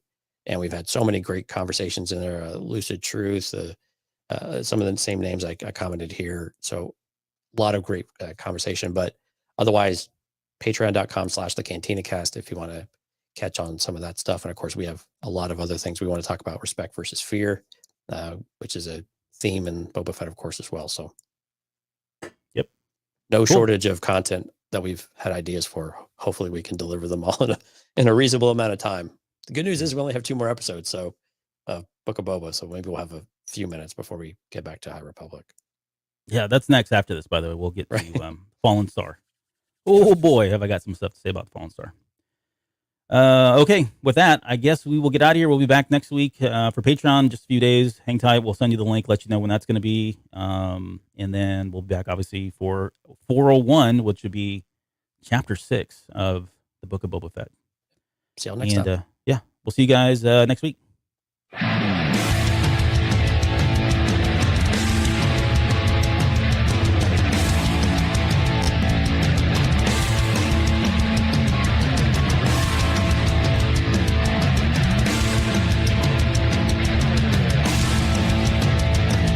You're still listening? Wow. That's amazing. Well, I'm here to give you the disclaimer. Normally we do a big, long, drawn-out disclaimer thing saying what's what and who's what and all that other stuff, but I think you guys kind of know that Lucasfilm and Disney have no affiliation with us at all, and we have none with them. We talk about Star Wars, which is their property and all that other good, fun stuff, but I think you can tell which is our stuff and which is their stuff. If you can't, well, then send a lawyer to send an email to me, and I'll be glad to chat with them. Other than that, you know what's what, so that's your disclaimer.